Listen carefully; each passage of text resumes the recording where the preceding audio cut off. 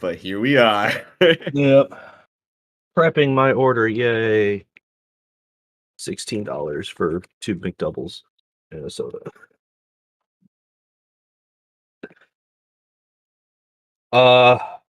Okay. So, oh yeah, I guess I am actually like fully live, so I guess I shouldn't just be like, oh man, I'm gonna look down and not actually say anything.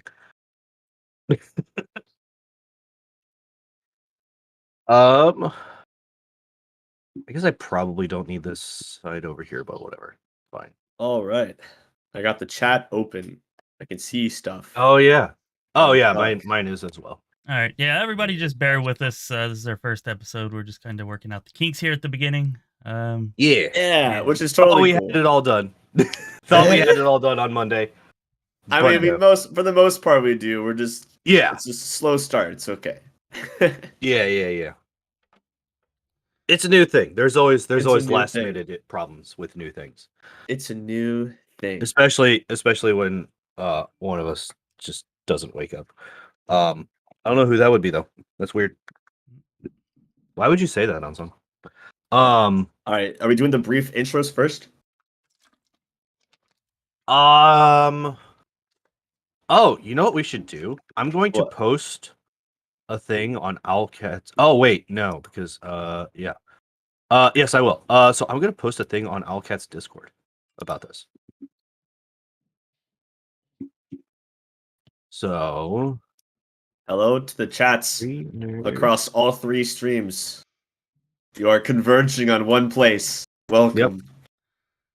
Yep. We could also put a multi-Twitch out. With our 3. That's true. With our 3, so that we all get the views. If you're posting stuff and want to post one in my Discord, go for it. 3 nerds ranking. 3 nerds. Objectively ranking. These are facts. Companions. These are facts. Based solely on opinion. On personal opinions. All right. It's not contradictory at all. Those are the best. Like, contradicting titles is how you get views. Everyone knows that. That's the secret. Yes. Multi-Twitch. There's actually a YouTube thing where if you say like 1 or 2 things incorrectly, on purpose, you're more likely to get comments on the video and get interaction. Yeah, like one of the things. Hey, Paulo, what's up, my dude? I've heard that. Hey, Paulo. One of the things that here, let's. I'm just going to copy this. I watch these 2 Pokemon guys that always pronounce Pokemon wrong, and it makes me so mad. Yeah, did you tell him anything? I haven't commented. No comments, huh? All right. Not gonna get suckered in. Not getting that out of me. I immediately. There we go. All right. Okay. All right. So we good? Let's go back to this. Yes. Let's go back to this. And we should be good. Oh, awesome. No. Now I'm good. Good eve. Now we're good to go. All right, we're good. People. Okay. Welcome to the first name-pending stream show that the 3 of us have ever done. 3 nerds objectively ranking. There you go. There's the name. Yeah, well, maybe subject to approval. All right, so yeah, we're just gonna pretty much be hanging out and discussing the companions for Pathfinder: Wrath of the Righteous. We talked about it, and we decided that we should go in order that the companions arrive. And we'll be starting with the first 6 today, and then we'll do the next 6 in the next episode. We are leaving out some companions that are less common, like Trevor and the undead companions that you get as a lich and stuff like that. Any secret companions, meaning Trevor and Galfrey, and any companions that you get via Mythic Path, so Ivu or the undead. Yep.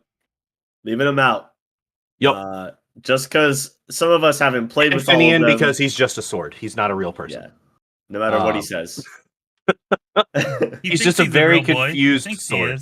All he is a sword with pronouns. Oh God. All right. Paulo is correct. He does say that Arusha is the top one. Yeah. Which is yes. Agreed. Top is in the best. Top is in the best, yes. Hey, right. Nova. All right. Well, she is Arusha Bay for a reason. All right. Well, I guess episode's over. We can go home now then. It's just, been determined. 1 out of the 12. That's just 1 out of the 12. Okay. We'll get to her later. All right. So, little brief introductions before we begin. Just in case anyone across the different streams doesn't know who any of us are. I am UnsungNPC. I do a lot of RPG game streamings, very chill streams, pretty much all gaming all the time. And I also have a YouTube channel where I do a lot of stuff for Pathfinder games specifically as well. And that's who I am. Hello. I guess I will go next. I am Pondoor. I speedrun Kingmaker. I used to speedrun Wrath, but I don't have time to do that quite anymore. Also play Phasmo with Unsung on Fridays. I'm currently going through Baldur's Gate for the first time ever on Tuesdays, and on Saturdays I'm currently going through a series of of streams where I solo run Pokemon Red with every single Pokemon that it is possible to beat the game with. Awesome. Yeah. And I'm Chris, here with Lore Spire, and I play mostly Pathfinder Wrath of the Righteous, or at least that's mostly what we've done on the channel up to this point. We have started playing Baldur's Gate 3, the beta here, the last couple of weeks, and we're streaming that now on Friday and Saturday nights. And I occasionally stream Ark Survival Evolved right now, just because I suck at it, but it's fun, and I've kind of been playing that. It's a pretty good time. And that's pretty much what we're doing. We do have plans to stream Baldur's Gate 1 and 2 at some point in the future, since I've never played it. And just for anybody who's over on the Lore Spire channel that wants to find out more about Pondoor or UnsungNPC, I do have links to their channels and social media down in the description of the video. And if you're over on Twitch, just look at the recommended streamers and you can find links to them in there. Oh, I am going to send a link in the call chat. Yeah. And with the multi-Twitch, so you guys can post it. And both of these guys should be in my recommended streamers as well. So you can check them out too when I'm not streaming. And I'm a terrible person and I don't have that.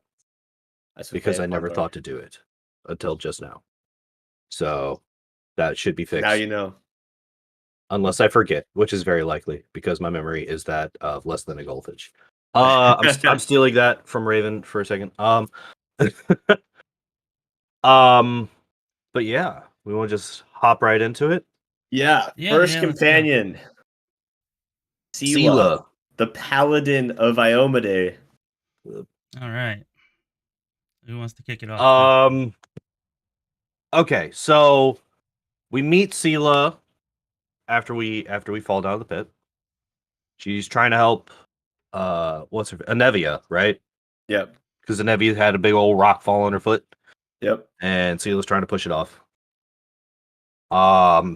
She seems to damn near be an alcoholic, which is interesting for a paladin. It's an interesting choice. Yeah, she's got some chaotic good vibes for sure. Which that's illegal. Actually kind of a recurring theme with several of the characters, but yeah. Mm-hmm. Yeah.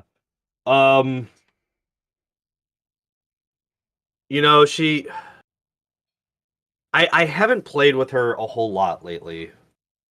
Because my last playthrough was actually a no experience run in which she was stuck as a level 1 forever, so I ditched her as soon as I got anybody that was a higher level.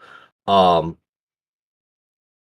I'm trying to remember her companion quest. And the I League of the know. Inspiring Cart. You know, you got to find the booze cart in the town squares, like the first one with I forget the little gnome's name. Yeah, I think it's a halfling. I thought. Oh, It was a halfling. yeah. You're right. It is a Is it halfling? Okay, yeah, you're right. And because then I know Jaina's one of them. Yeah. The like knight guy is another one, and then there's the halfling. Yeah. And you find Jaina in like the fucking Mount Doom spot. Yep. And there's the With night Vrox. guy. The night guy stuff becomes the main quest. Like he Right, gets because you're married, he's trying to get and married, then and then demons possess all of the people, and yeah, because it was all like cursed Yeah. jewelry. Yeah. so it was cursed jewelry. So her whole thing is basically like trying to navigate, like doing what's right and how to balance that between her friendships, which is kind of like lackluster in my opinion compared to other companions quests. It's not really as intense. Like it's just kind of like, oh, you don't know how to like be a good paladin and also be a good friend. That's kind of we're in war. We don't have time for your friendship squabbles. Is kind of my Well, like okay, and the night guy like instantly tries to murder the halfling like as soon as the halfling does anything against him, right? Yeah. Like does that not? I think I remember that happening. And he's very sus of your character and Seelah because of the power you've been granted. Right. I can actually understand that because of the whole, power corrupting thing and all that, and like this literally coming out of nowhere, very suddenly. The only thing I really like about Seelah is that her attitude is pretty much like, unless you're a horrible person in the game, her attitude is like, I have your back. Except with Ember, she's a real bitch to Ember a lot. She which just doesn't. Don't appreciate. I think it's because her own experiences as a street urchin person, she doesn't have sympathy for others who can't get themselves out of the streets the same way she did. But so it's like Ember's not trying to do that. She's trying to do something entirely different. Well, Ember's also an atheist, so that's a part of it too. So you have to be an ass? Like you could be like, I don't approve of your decisions, but I'm not going to berate you about it every time I talk to you. I've never met a. I mean, it's pretty on par for Paladin though. Is it? I don't know. Yeah. I've literally only played Paladin once, and it was in Kingmaker. I've never played one in the actual tabletop. Every other Paladin in Menda would also probably be an ass if you were just like, the gods are not helpful. I mean, she's right, but yeah.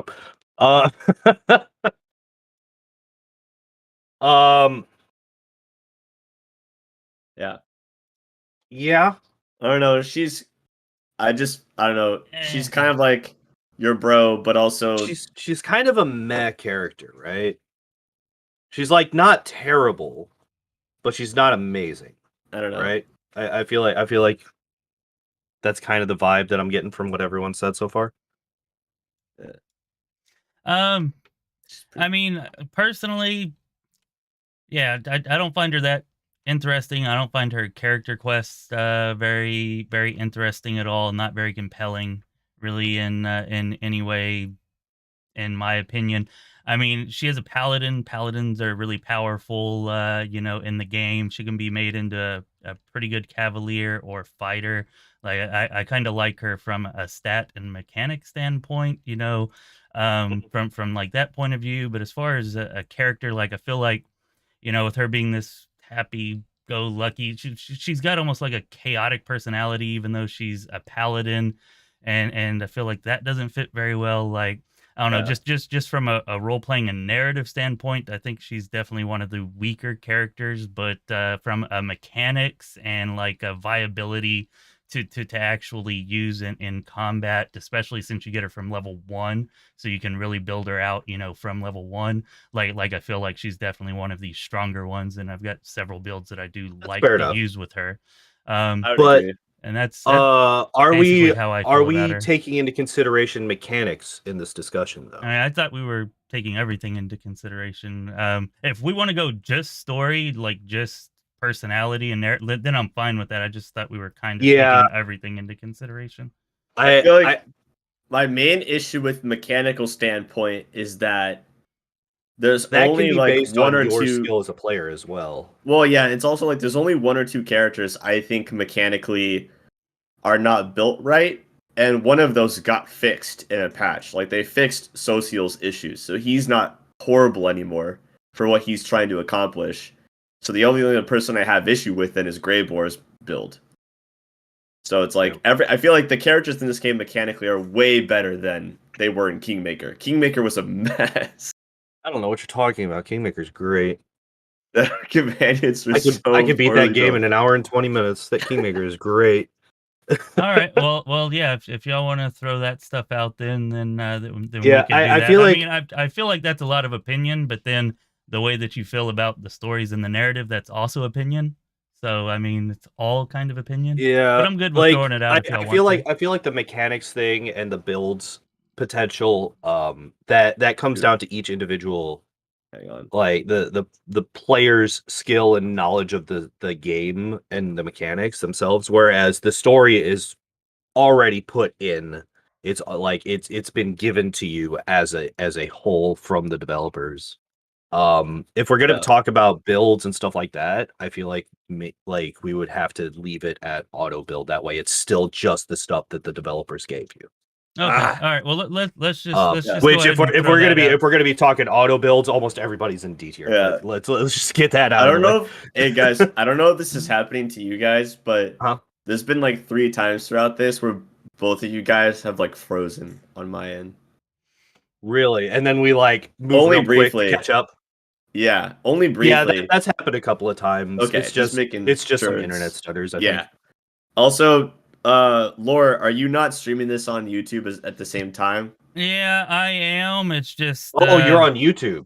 Yeah, well, I'm on both. I'm on YouTube and Twitch. You're cheating. Gotcha. I always cheat. I'm also on Trovo and Facebook for anybody who's interested. Yeah, Lord Bovin said he couldn't find your stream on YouTube. Yeah, so I'm actually fixing it right now. I set it up as an event, and then whenever I hit the stream, apparently I just streamed it as a new stream, so the event is still there. It is streaming. It's just not streaming as the event that I had originally set up. Which is actually why I looked a little bit distracted here while we were talking, because I was trying. That's okay. I was trying to fix that on the fly. So I would say for Seelah, if we don't take mechanics into account, D. If we take mechanics into account, I'd bump her up to a C or B just because of her utter usefulness. I honestly, because like no mechanics, D. I don't hate her character. I think it's okay. I don't think D I guess for me D isn't like hate. D is just kind of like, well, D is the lowest that you could get. Like but that's literally the worst case scenario is a D. But okay, I guess I'm thinking of it differently. Like characters that I hate, I also love the writing of. I just hate them personally.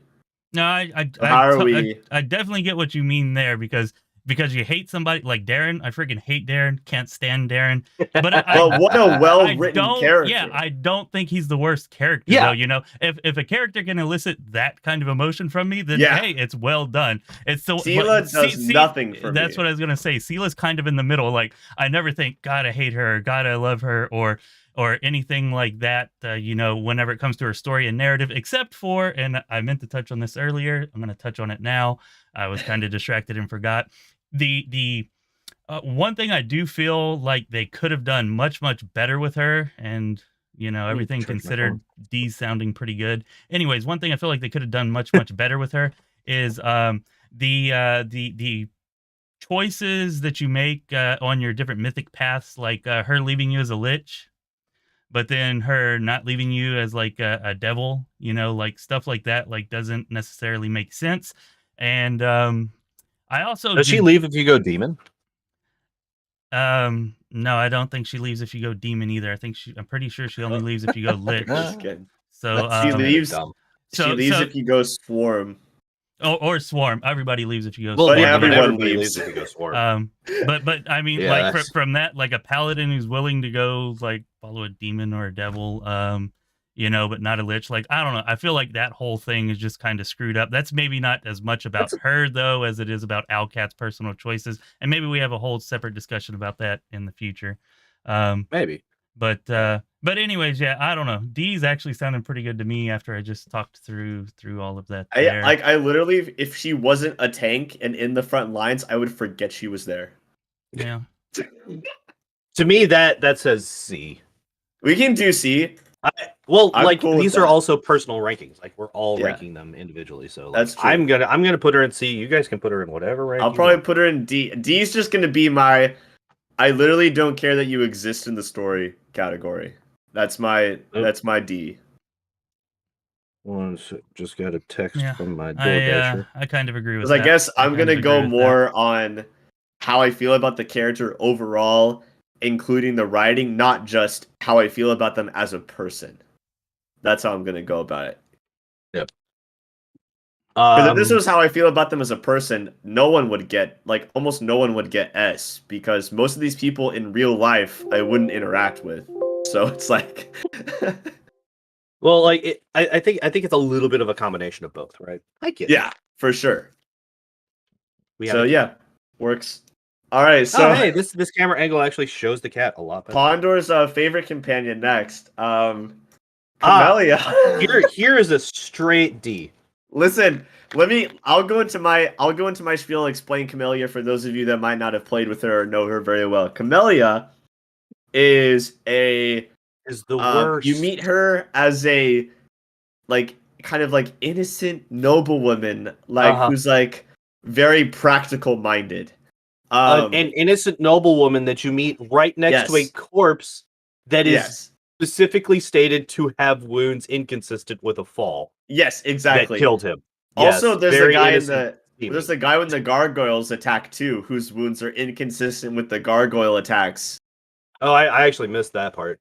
Yeah, because he's the only one that was dead on the ground when you get there instead of being taken away, and he doesn't look like he has claw marks. It looks like he's been stabbed. Fair enough. But she turns out to be a serial killer, who blames it on killing people for power for a malicious spirit that she's using to help close the world wound, but really she's just killing people for her own personal pleasure. So there's it's like a secret within a secret. A secret within a secret. All right. Well, that was actually good because we forgot to tell y'all. Spoiler alert with all this, by the way. I mean, if we're gonna dive deep into the companions, in depth about the characters, we gotta spoil stuff. Yeah, well, we probably still should have said it at the very beginning of the episode, and then and then whenever you were giving away the biggest freaking reveal in the entire game, I was like, oh yeah, we probably should have mentioned that. The biggest. I disagree with that strongly. Yeah, I do not think it is even close to the biggest reveal in this game. I would like honestly, to hear all of the hints are there from the instant. I think the biggest reveal though is actually, not the biggest reveal. Honestly, the most graphic written scene, in my opinion, in this game, is your scene with her in the demon's brothel in the abyss. That whole thing is the most messed up thing I've ever never seen gotten that written far because I into an RPG. Every chance I get. She you're there, she's going to a room, and the room is basically this person thing becomes whoever you want them to be, your most inner desire.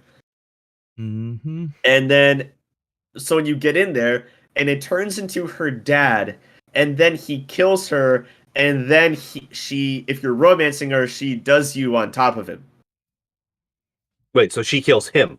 Yeah, sorry, she kills him. Okay, and then you said he kills her, and I was like, hold up now. And then does you on top of him. She also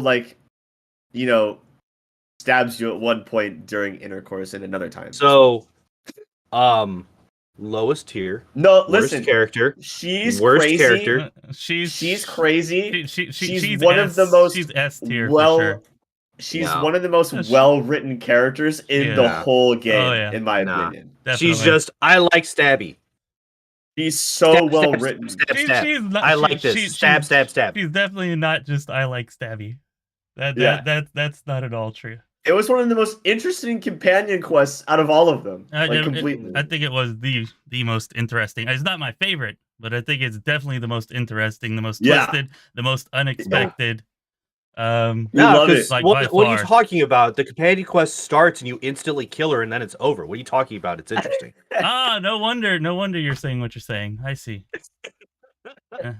She has never lived past that basement. She has never once lived past that basement. That in itself is interesting, though. The opportunity to kill her right away. The basement in mind. Oh, that woman dies. I kill her in cold blood every time because she is the worst. S tier. D tier.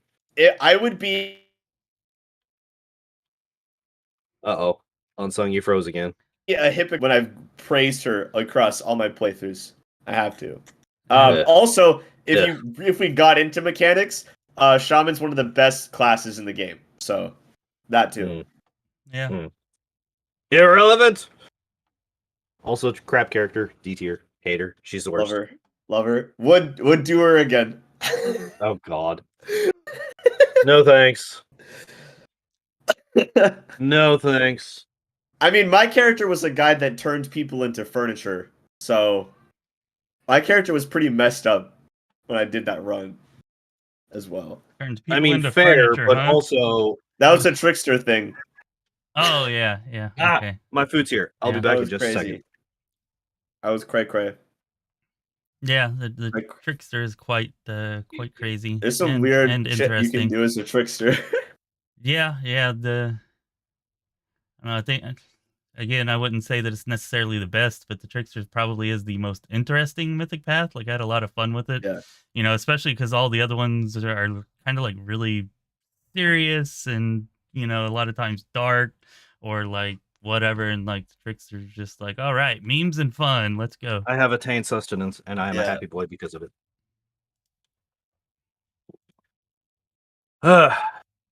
Yeah, so her portrait moved as soon as we started talking to her for me. I knew exactly where she was going. You, man. All right. Yep. Are we doing Lann before Wendu since Lann's better? You also talked to him first. If he was better, but he's not, so Wendu's definitely first. Yep, we talked to him first anyway. So by the rules, we meet him first, so we have to talk about him first. Said Wenduag is far superior to Lann. How these sons of bitches? Are you kidding? Dare you? Yeah, I don't. How are you gonna give me? How are you gonna give me a soda but not a straw to go with it? Characters. I think narratively, Wendu is superior. I just like the way she's written, but I hate her as a person. Like, she is the most bottom feeding. I'll do anything. I'll do whatever you want for power. Okay. I have never. Okay, so this is another. Sounds pretty realistic to me. This is okay. Wait. We're talking about Lann, not Wendu. Yes. Save that for Wendu. Bro. Lann's a bro. Lann's real full of himself though. Yeah, but he's like, I don't know. He's kind of a more comical version of a Kundayo to me. From Kingmaker. Why? Just because he's an archer? No, I mean, he's saying that all archers look the same? No, when he's not comical, he's pretty stoic in doom and gloom, though. Like, he's a realist. He tells you when shit's a waste of time, and he tells you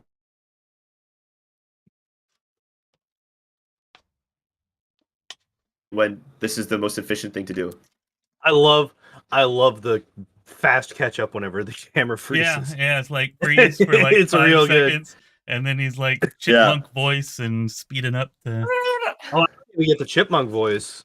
I just get like demon face for a second. Oh, really? Has me out everywhere. Yeah. All right, food. If you I can't. I haven't actually played with Lann all the way through though, because I used him once, and it was when I was swarm, so I killed him. So I don't know. I don't know how his story goes besides meeting his like mom or whatever. So, in my casual playthrough, which I will be fair, I've only ever played through this game casually once. I've only played through this game casually once ever. I have done speedruns of it. I have done my no XP challenge run of it. Neither of which... Well, actually, the speedruns actually do include Lann because he can be a very powerful archer. He just becomes a turret and just... But in my casual playthrough, he vanished and I didn't even notice. Oh, yeah. I never noticed that he just vanished from my party at one point. I feel like narratively they could have done more with the mongrels in general. And like after a certain point, you just kind of forget mongrels exist. Yeah. Which is kind of a bummer. They just show up as mercenaries for your army every once in a while. And then when you get to the Abyss and you deal with like Savama, like you're like, oh crap, I forgot the mongrels were a thing, and now he's taken them all. Like, it's just not even a. I spent all of Act 2 and then like the first half of Act 3 like pissed off the first time that I played it through because I couldn't I wasn't getting the army that I was promised. You know, I took Wenduag and she promises you like the mongrel army or whatever that's all that's all possessed by the demons and whatever else. And I kept like going to her like every single time I'd go to camp and like talking to her, waiting for the freaking option. And it's like then you finally get her little quest or whatever like halfway through Act 3 and you get some mongrels at your base, but then that's it. It's like a little short little blurb. And it's like, was it like 12 or something? It's probably like a real small number of them too. They're all small numbers. Like it's rare for them to give you any significant number. They're really strong. Like the mongrel archers are like the best archers. Like they will demolish units. They're better than marksmen? No, they're not better than marksmen, but they're better for the number of them you need to be as efficient. You need less of them to be as good as a higher number of marksmen. That doesn't make any sense. That would just make them plainly better. The marksmen definitely do more damage. I mean, the mongrels have more survivability, but the marksmen definitely do more damage, which whenever I've got my ranged characters, that's what I'm going for is the damage. Yeah, you want to maximize that. Just the one shot. Yeah, just the one shot everything. I don't know. That's the way I do it anyways. That's my opinion. I don't know how we got off on freaking army mechanics. Yeah, army. All right, so Lann builds, but Lann. He is kind of naive. He's kind of naive in some ways. Yeah, he's realistic when it comes to survival, but he's naive when it comes to like dealing with people. I might say like idealistic. I don't know about naive. He's definitely idealistic's a good term. Yeah. I vibe with that. I mean, like, he's a little too self-deprecating sometimes too. It gets really annoying. Does anybody else feel like he should not be lawful alignment? Because Hillman, he's the one I was thinking of whenever we mentioned Seelah, like maybe being a little too chaotic-ish. I feel like he should be a neutral. Yeah, I would have put him at true neutral since our other true neutral like Camellia is not even true neutral, so we only got one true neutral person anyway. Wait, when she has the amulet on, does it really show her as true neutral? Yeah. Garbage. That's why I was excited. I was like, a true neutral romance? Sure? Yes. No, you can't have actually believed that when she literally has an amulet equipped that you can't take off that says hides their alignment. I knew about her alignment before you got to see her inventory. Her alignment was released when they announced her as a character. Oh, okay. Yeah. Okay. Fair enough. I knew about her alignment for a long time. I was excited. I was built up for it, and I was a lie. It was a lie. Gotcha. Okay. I didn't know that because, Unsung, you know, I literally avoided all spoilers for this game. Prior to our for games. I definitely do that for games. Like, I go out of my way. I know like 5 Pokemon in the new Pokemon game. I know so many. I'll list them all right now. I will end this stream. It's why if you ever watch any of our streams for like pretty much any game, like everybody who's on the stream is just like constantly giving me advice. You should do this. No, this is how you do that. This is how you do that. Because, you know, they're all watching like videos of people who are like to be experts. And I I mean, it's fine for people to do that and like let me know, like that's cool to be interactive on stream and everything. Like I'm down with that. But as far as like, I don't watch any videos like that. Like I want to discover it all for myself as I'm going along. You know, that's like way more fun and interesting for me. So yeah, viewers pretty much always know more about the game than I do. I guess was my point there. I allowed that during my Baldur's Gate, like when I first started Baldur's Gate, because I had absolutely no idea what the hell any of the numbers meant because they were all. Huh? Sorry, it keeps freezing. Oh yeah, like, God damn it! Every time Pondoor opens his mouth. Yep, it's me. It's my fault. I'm the bad guy. We'll have to find some better software for doing this for the next episode. We'll figure it out as we go. We will. Yeah. We will. First day problems. So I put Lann at C, by the way, just because like I don't know him well enough to really judge him, but based on what I do know, he's kind of but I don't forget that he's there like I do Seelah. So I literally forgot that he was there. I mean, I literally forgot that he existed. I'll give Lann this. He's got the best one-liners in the game, like with some of his jokes. He's got some good ones. Yeah, like him and yeah. Whenever you first meet him, and you stay the night in the mongrel village or whatever, and then he comes and he wakes you up. There's like an evil option to it's like God, that's not what I want to see when I wake up. Yeah, exactly. and then he makes like a comment about, you know, having had sex with your mother or something. I forget what it is exactly, but oh my, every time I read that, like I laugh, like it's funny, even though I know that it's coming. Like I don't know. I'll also say this. He's also got some while they're camping that are pretty good. His kingdom management choices, I think, are generally like I always choose his stuff whenever you're choosing. He does have some good stuff. I tend to go with Reggie's good choices. Reggie's got some good stuff. He is one of the only two really good options when you fight the Vescover Swarm the first time in the little book mission. Him and Sosiel are the only two like good outcome options, pretty much. Everyone else, people, like a lot of your people die. You'll lose people in your army, any other person that you choose besides those two. Huh.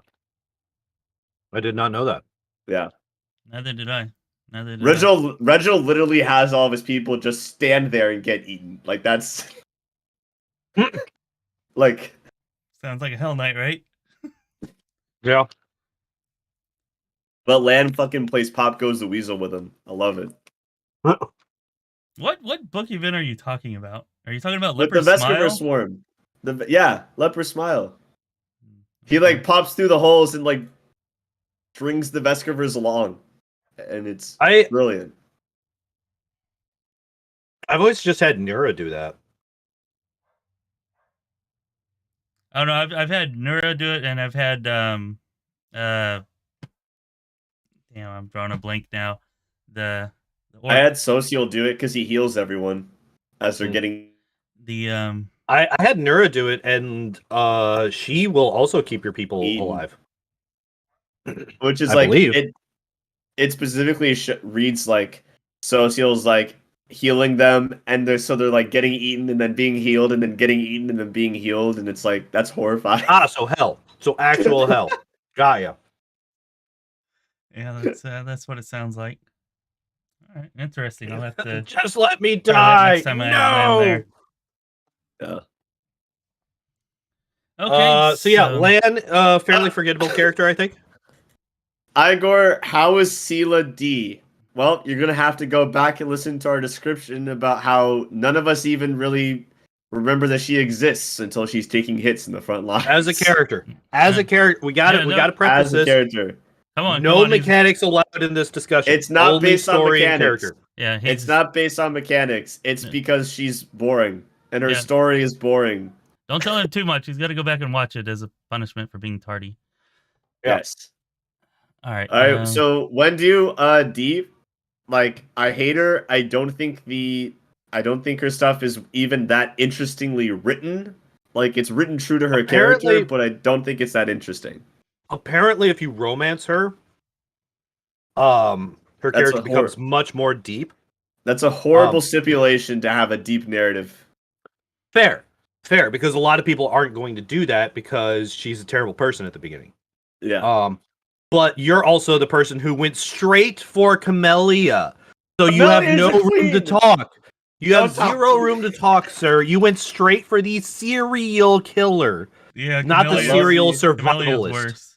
Yeah. I love Camellia so much. I love it. Oh man, this serial killer who kills for fun. Oh man, I love her so much. This person who is a coward, but fun. It's for actual physical arousal. Yeah, this person who's just learned that this is how you survive and live and continue being an alive person. I don't know. Yeah, fuck that one. I think Wenduag has one of the most interesting and actually relatable, or realistic, stories. Like, you know, if you were a mongrel that was raised underground under those conditions, and you had all these things happen, like you would end up like her, like most likely 9 times out of 10, definitely not like Lann. I would agree with you. I just think it's the bottom feeder thing is just kind of like done a lot, and I just wasn't into it. I guess I just wasn't feeling it. She is 100% looking out for number one, right? Like that is her whole deal. She will go with whoever is strongest so that she can survive. Yeah. Which I can understand. Like when you grow up in that scenario, like Laura was saying, when you grow up in a scenario like that, and especially when you're introduced to Savomelek, I don't know how old she was when that happened. But when like that is the person that you are introduced to at an impressionable age, and you're literally given the choice, join or die, like a teenager is going to join. Like they're going to do that thing. Like, I'm sorry, when given those choices, like maybe one out of 100 people will say no. But like the vast majority were like, I don't want to die. Fuck that. Okay. Yeah. I will do this thing, and then that changed her, right? Like that's the whole thing, is that it changes you. Yeah. It like brings out your rage. Reminds me a bit of Peter Pettigrew. Kind of a little bit. Except she's a spider person, not a mouse person. I do think like it's super realistic and relatable.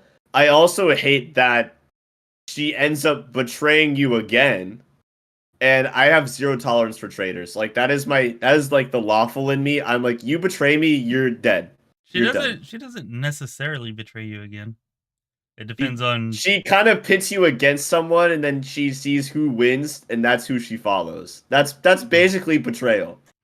Okay, all right. I see what you're saying. Yeah, I thought you were just. I do think like it's realistic. You were just talking about like if you didn't do her quest or do it correctly or whatever in the abyss, then her turning on you went in at the beginning of Act 5. I thought that's what you were talking about.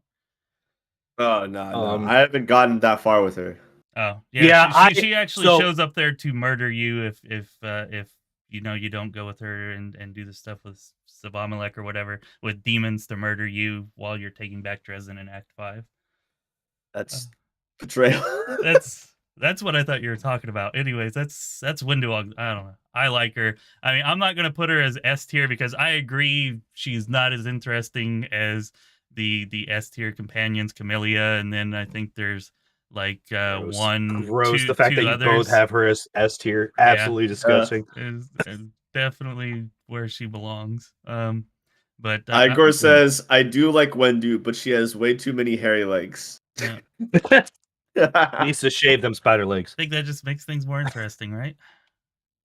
Does it though? Or is it just the worst? It's just those. So for this next one, for Woljif, I'm gonna say this.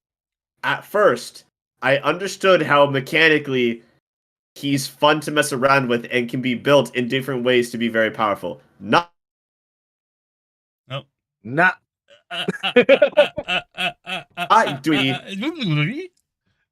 Sorry.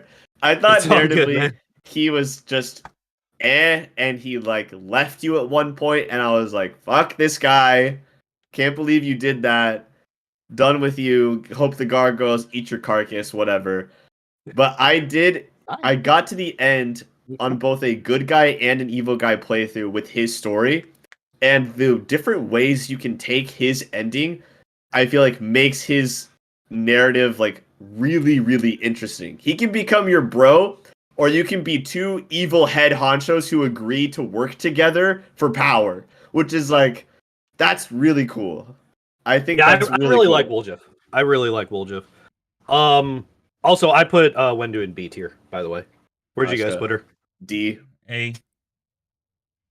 D for don't put your hairy legs anywhere near me.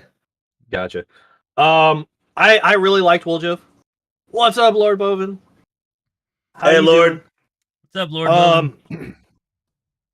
Oh, by the way, I'm going to post this periodically in chat. It is a multi-Twitch that has me, Unsung, and Lorespire in it.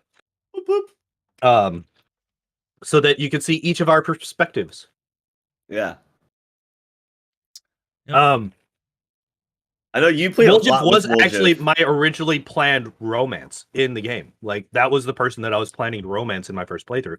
And then I found out you couldn't, and I was very sad. I honestly think if they did ever incorporate a romance with him, like he'd be like narratively one of the best companions. Like, oh yeah, by far. Oh yeah, easily. Be super interesting. So Woljif, we gotta mention the fact that he bails, right? He bails after the gargoyle attack. But it's not unexpected though. I mean, he pretty much tells you that he's like, fuck friendship. Like he's not into it. He's straight up with he's how you kidding? He is very blatant with his goals and his ideals about that type of thing at first. He's another character that's looking out for number one, right? Yep. He's much like Wendu in that aspect. And like Wendu, if you go through her romance plot, that changes as you progress through his companion quest, right? So the more I've only gone through as a good guy with him. I've not done the evil one, so I only know the fact that like y'all become fucking bros at the end of it. Yeah. And the fact that he like is going through and he's trying to discover like his demonic ancestor. And he finds them, and he has that, that Vader moment, that Vader and Luke moment where it's like join me or die kind of thing, right? Yeah. Which that happens with basically every villain, but at least this one has the family aspect to it. I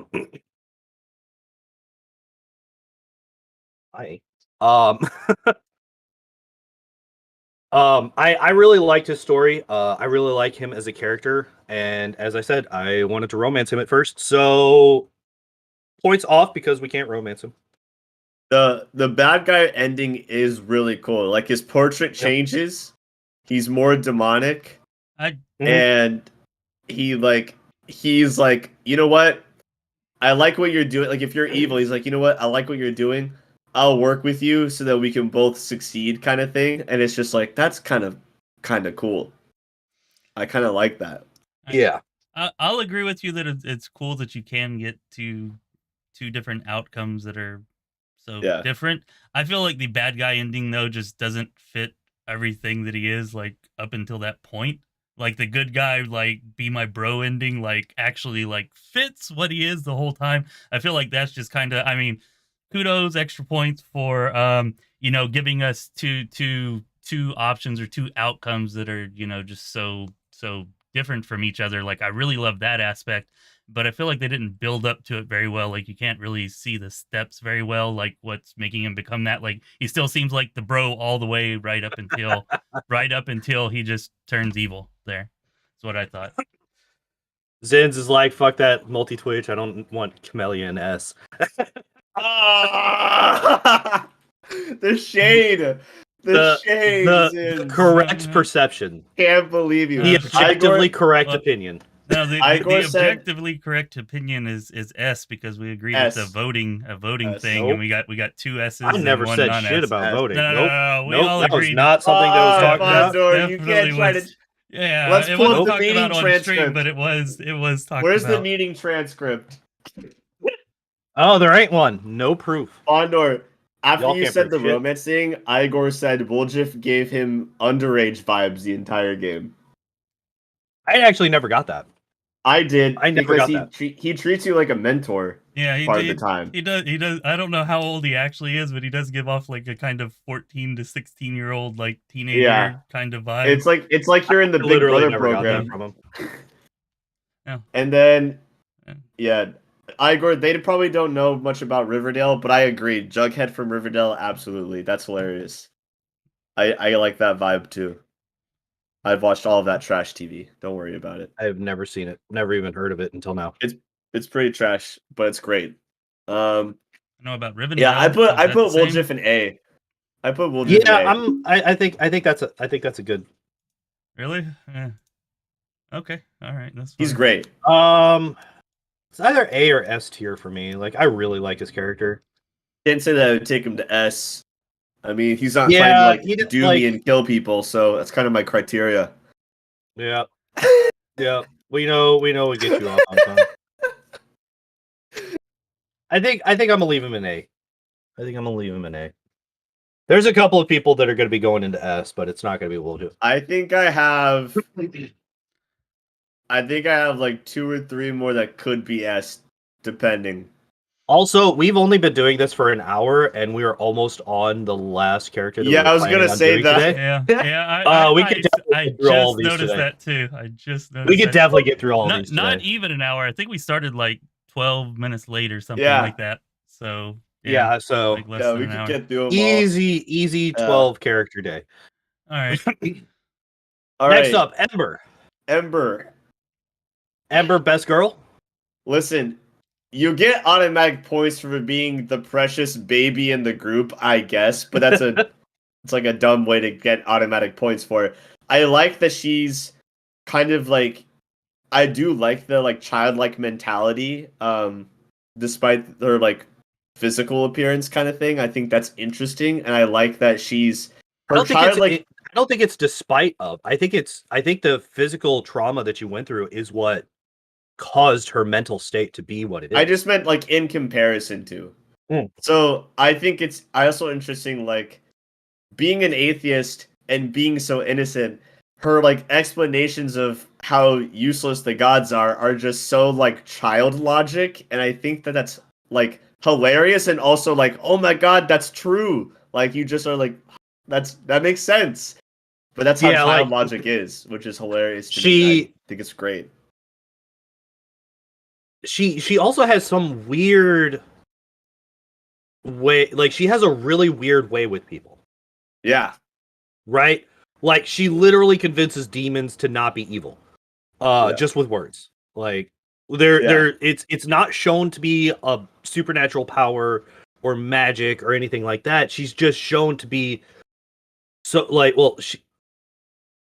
I don't know, because like the things that she says don't seem like they would be able to get through to a demon that's been around for thousands of years, right? Because that's kind of the thing with demons, is that they're immortal until they're killed, right?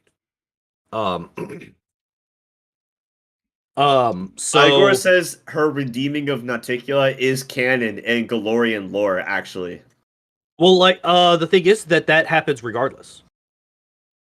I think the thing is that she will expedite that process. She'll speed it up, but the redemption of Nauticula happens regardless of whether you have Ember talk to her.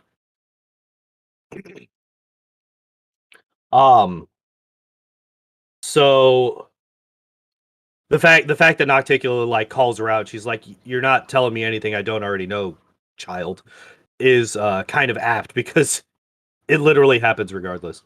Gotcha. Yeah. But the fact that she can convince a bunch of lesser demons to join the side of the Crusades and like go pacifist is my personal theory, or just how my head canon for it is just like there's some sort of innate, imperceivable power to her like innocence compared to like the Abyss. Mm-hmm. like her innocence has some type of like magnitude and impact when she talks to those like demons and other people, and it has an effect because she's so innocent and pure compared to the surroundings. And I think that was my explanation for why that stuff was happening. Right. But if we're going off, if we're going off specifically what is stated in game, there's no stated reason that for any of that, right? I know, but it's all headcanon stuff. Which I mean, it's supposed to be that inferred. Can be though. an argument. That can be an argument. I'm not saying it can't be. I'm just saying, like, just to be clear, you know, for anybody that's confused, there is no in-game reason given for her seemingly supernatural ability to convince assholes to not be assholes. Which I think is cool. I think it's cool to leave some stuff like that kind of open-ended or like not talked about. Yeah. We don't need to explain everything. No, I'm not saying we do. Yeah. So I do like her because like she is basically correct about the gods. Like they do help in small ways, you know, clerics, paladins, they get their powers from a deity, right? But then again, there's clerics that are like they're like clerics of the of no gods, right? Like they're just clerics of certain ways of life or paladins of certain ways of life where they have oaths and they develop powers just as well. I can't remember any of the specifics examples off the top of my head, but I know that they exist because I remember reacting but like, wait, so they don't need a god to do this? So it's more the faith thing than the god thing that gives them their abilities. So what do gods bring to the table? Right? Like they really don't bring anything at all. Well, I mean, Queen Galfrey's power now.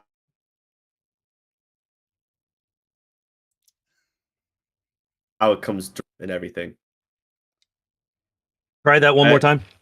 Iomade was like, so Galfrey's power that she has in the game when you play is actually granted from a ritual with Iomade and her servants. Like so there are the worst people person who are was given granted power by the god. Gotcha.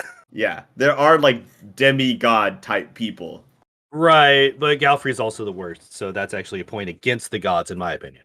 Look, if you've been doing it for hundreds of years and nothing tactical works, 100 years. That's a long time to fight a war. Tactics haven't worked. Tactics haven't worked. Yeah, that's why she threw tactics away. That was the whole point. That's not how you win a war. If you can't do it for 100 years, you're not. If you can't do it for 100 years, you're not going to. You're never going to. If you can't solve it for 100 years, you're not going to. All right. Well, that kind of feeds into what you're talking about with the gods, because Iomade or any one of the gods could have just came down there and freaking ended the war, but they chose to do jack shit because there are agreements and international interdeific, I guess, rules that prevent that from happening. But counter argument is Daskari already broke those fucking rules. I was gonna say like, they're the whole breaking thing the is rules that from demon the beginning. lords aren't allowed to take a personal like basically take to the field personally. So gods aren't allowed to take to the field personally. Daskari broke those rules, therefore a balancing power should have come down from the god side and been like, bitch, nah. Like, but they did. Iomade came down at one point to tell you that she couldn't do anything. Yeah. She literally shows up and she's like, "Yeah, I'm helpless." I'm gonna save the day. Oh no, I'm not. I'm gonna actually rewrite. I'm gonna rewrite the unranked tier to F and just put all caps, just Iomade right there. Just fuck that bitch. You have the powers of a literal god. Cool, you're my slave now. Yeah, Necromancer. Necromancer also just taking that demigod status from Galfrey and just turning her into a minion. Like, you've got a dead guy. Prone undead Galfrey. You've got a dead guy who's, like, locked away in the bottom of a tower who turns you into a lich, who from the bottom of the tower did more for the crusade than Iomade ever fucking did. Yeah. Like, the gods are actually, you know what? I'm just doing it right now. He's locked in a basement, man. Ember is the first S tier on my list. I'm gonna put Ember as a solid Ember was B. right. because narratively, and if I role played this game, I can't in good conscience bring her anywhere because in real life I would never do that. I would keep her at camp all the time because she could die, and that would freak me out. Yeah, I will say She's so that good though. After playing with Amber and actually getting to know her, yeah, I'd like even in my evil playthroughs as a lich or a demon or whatever, like I can't be an asshole to her. Like I can't spit out the dick like I just feel bad, like actually bad. And if I the feel way bad that for these pixels. if the way that her character is written and created can make me feel like that, like I think I got to go with S tier for her too. Yeah, like I love Ember as a character. The first time I played the game in beta, I didn't know you could actually get her, and so whenever I met her, of course I was playing evil, and I freaking killed her. Like whenever I first met her, and then like later monster. on, I know, You that's monster. exactly how I felt. Then like the next time that I played through, like I found out that I could get her on my team, like as a part of my party, and then once she's a part of my party, I get to know her, and I was like, oh my god, I can't believe I freaking killed this little girl before. What an asshole! This Anyways, little girl that's been around for hundreds of years. Anyway, or no, wait, how old is Ember?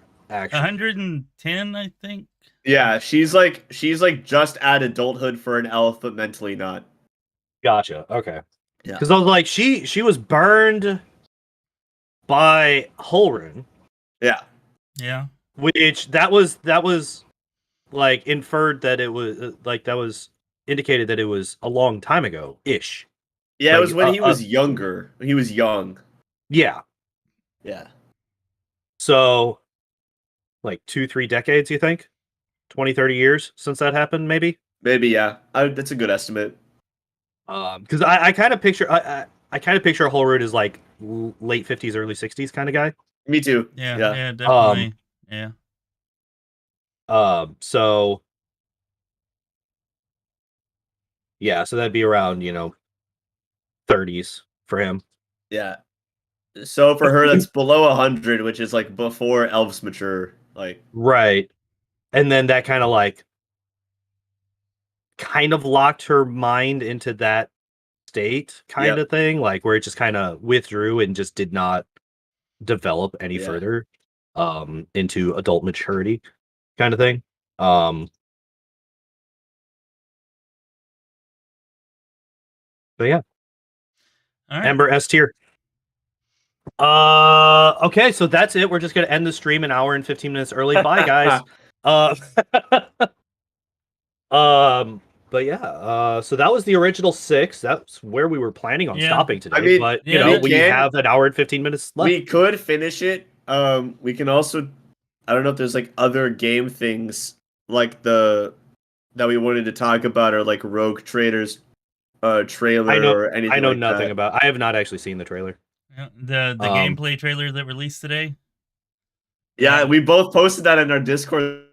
Yeah, I woke up 2 minutes before we went live. I saw nothing that happened. It was like around today. the same time. I thought that was funny. Yeah, I actually did a post of it with the or on my YouTube channel too, not just in the Discord, because I was hoping to get a little conversation going. I'll have to check it after this because I actually didn't appreciate it that much, not as much as I thought I would have.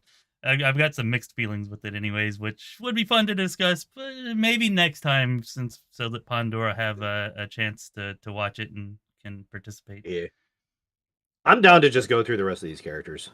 Okay. And then we can have this as the character arc. And then we can do something else next time entirely. Sounds good. All right.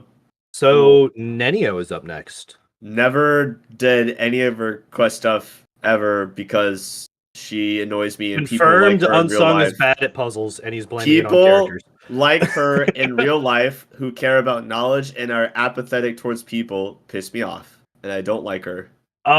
She has no care for anyone's. She has no care for like anyone's well-being. No, she gives zero fucks about individuals. She gives zero shits. Yeah, zero fucks about individuals. I don't like. And it. the which kind of makes sense once you get to the end of her story. Yeah. Right. So because she's literally a construct. I haven't seen that. Like spoilers for the end of her thing. She's literally a construct. from an evil god. The Sphinx god. I can't remember his fucking name. The Sphinx god, or her name. I mean, that's actually interesting. Yeah, she is a non-creature that was constructed by the Sphinx god to like go out and gather knowledge. But the knowledge that she gathers is completely inane. A lot of it. Like a lot of it is literally nonsense.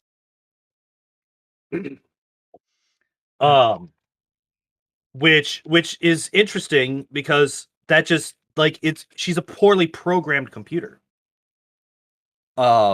She's a computer that's like, go out and gather knowledge. Okay, what kind? Knowledge. All right. What does shit taste like? Like, I think she literally does that at one point. With the Folsom Queen. Doesn't she, like, try to lick the Folsom Queen to see what she tastes like or something like the stuff that she does is just completely batshit. Yeah, It's I know she crazy. does a lot of batshit stuff. I don't specifically remember that with the Folsom Queen, but I might just be like, oh, are you talking about the chick that like is like the pile of shit chick in the caves or whatever? In that one part? Yeah, she does try to. Yes. Okay, I'm glad I wasn't misremembering that because gross. Because the Folsom Queen offers you a taste to seduce you, and Nenio's like, "Oh, I wanna lick." Yeah, she literally just wants to bang you just to see what it's like, and she's like, this is how companionship and relationships happen, right? I'm like, I mean, sometimes, but not always, and not usually. This is usually not how they start, but. I mean, that's a lot more interesting than dealing with her in the beginning. That's for sure. I do love the voice actress, though. Oh yeah, she kills it. She kills it. The voice actress has done well. I don't know. I like the character a lot. I think it's a very interesting character, especially once you learn the origins of the character. Also, I just want to say real quick, Igor, your unscientific, our tier charts are fact. You need to deal with that. Yeah, these are objectively correct opinions, sir, and I will thank you to respect them.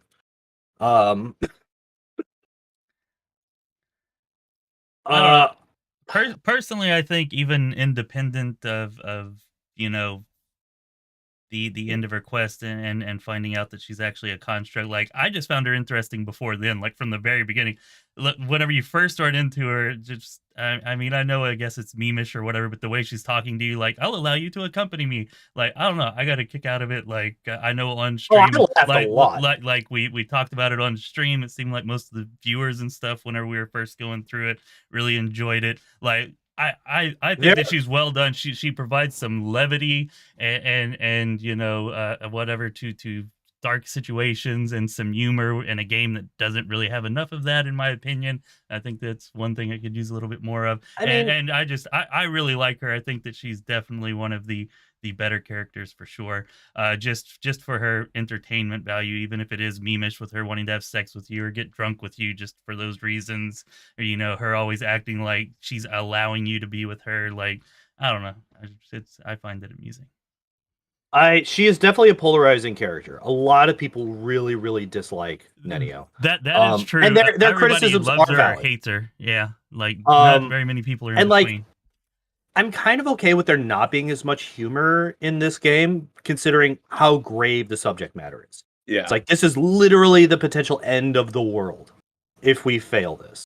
If we fuck this up, everybody dies.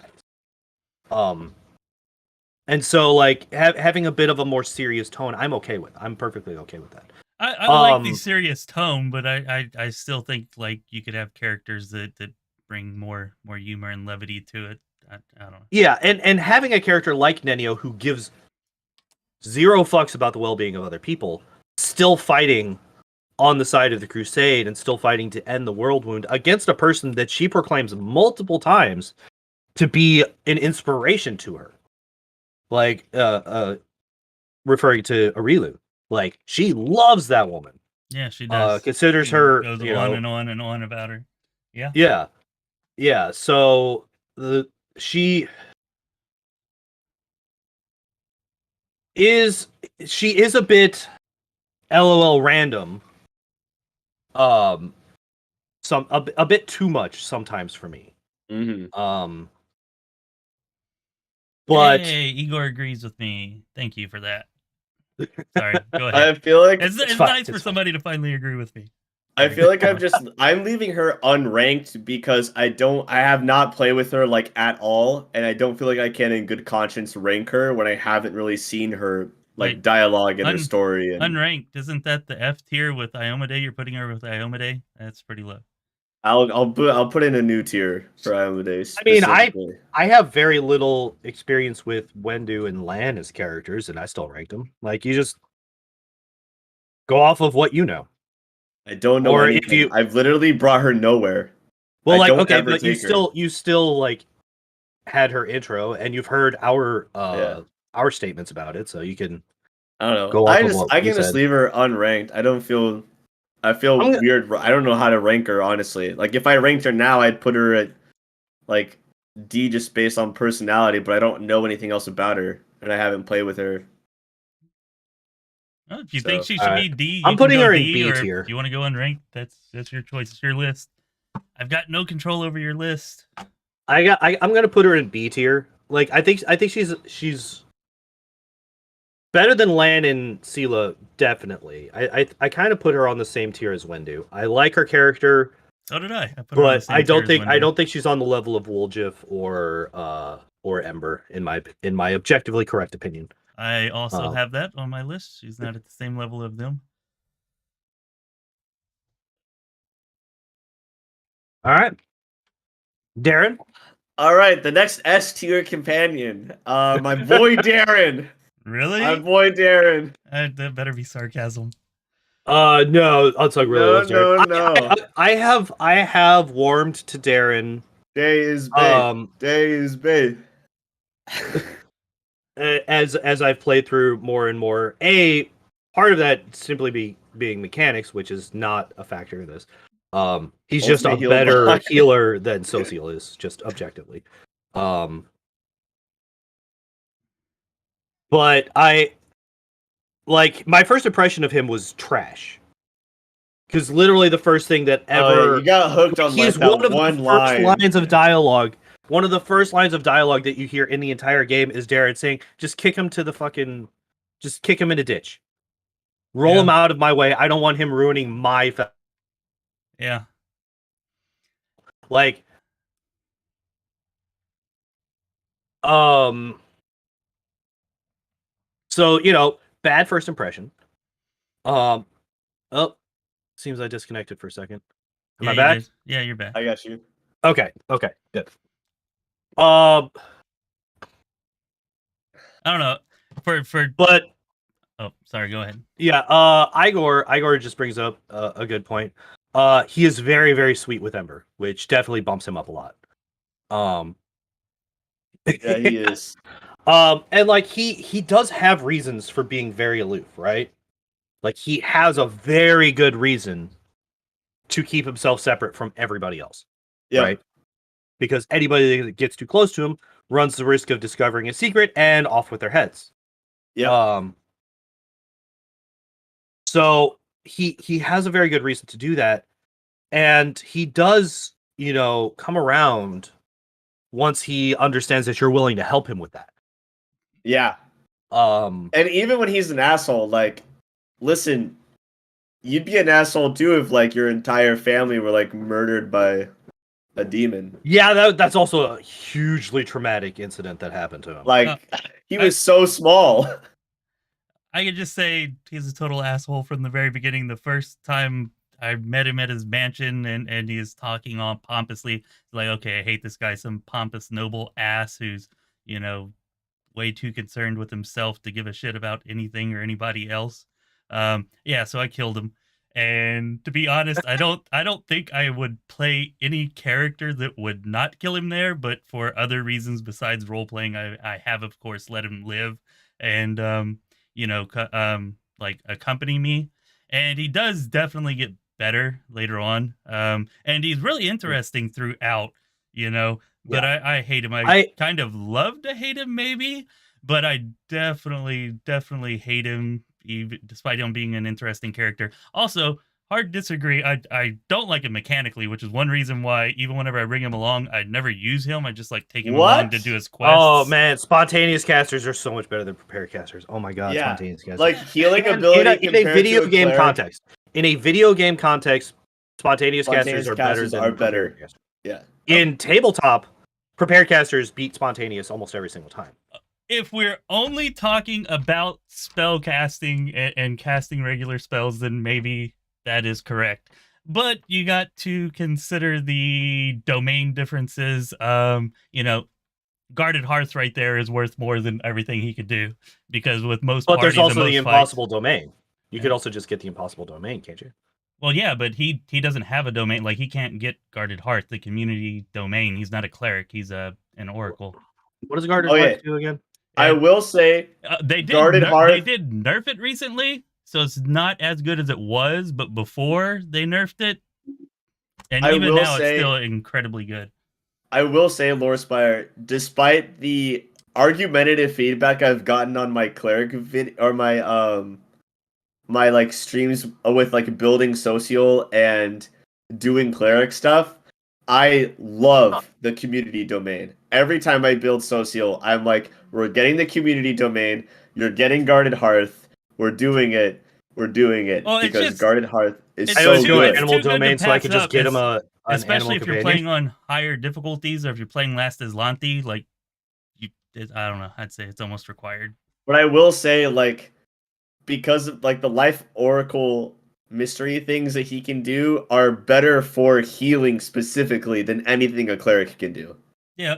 No. I'll grant that he is a better, specifically a healer, but he's not a better character, so I always take Sosiel. But I guess for me, it's good enough healer. Like, he's a good enough healer that he can get the job done in pretty much any situation, and then he's got all the other advantages. I guess for me, I always play support characters, so I only need Daeran to be a healer, because I do all of the buffing and the support and all of that myself.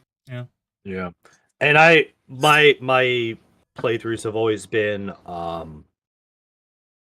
speedruns, where that choice was was a meaningful one. And you want spontaneous casters in speedruns. Because you don't have to spend time prepping up the spells individually. I would actually say in tabletop, spontaneous casters are also just easier to manage and more fun to play in tabletop too, to be honest. Like, right, but if you're like full on min-maxing, prepared casters are going to beat them out. If you're min-maxing in a tabletop game, you're playing D&D wrong, but that's a whole other thing.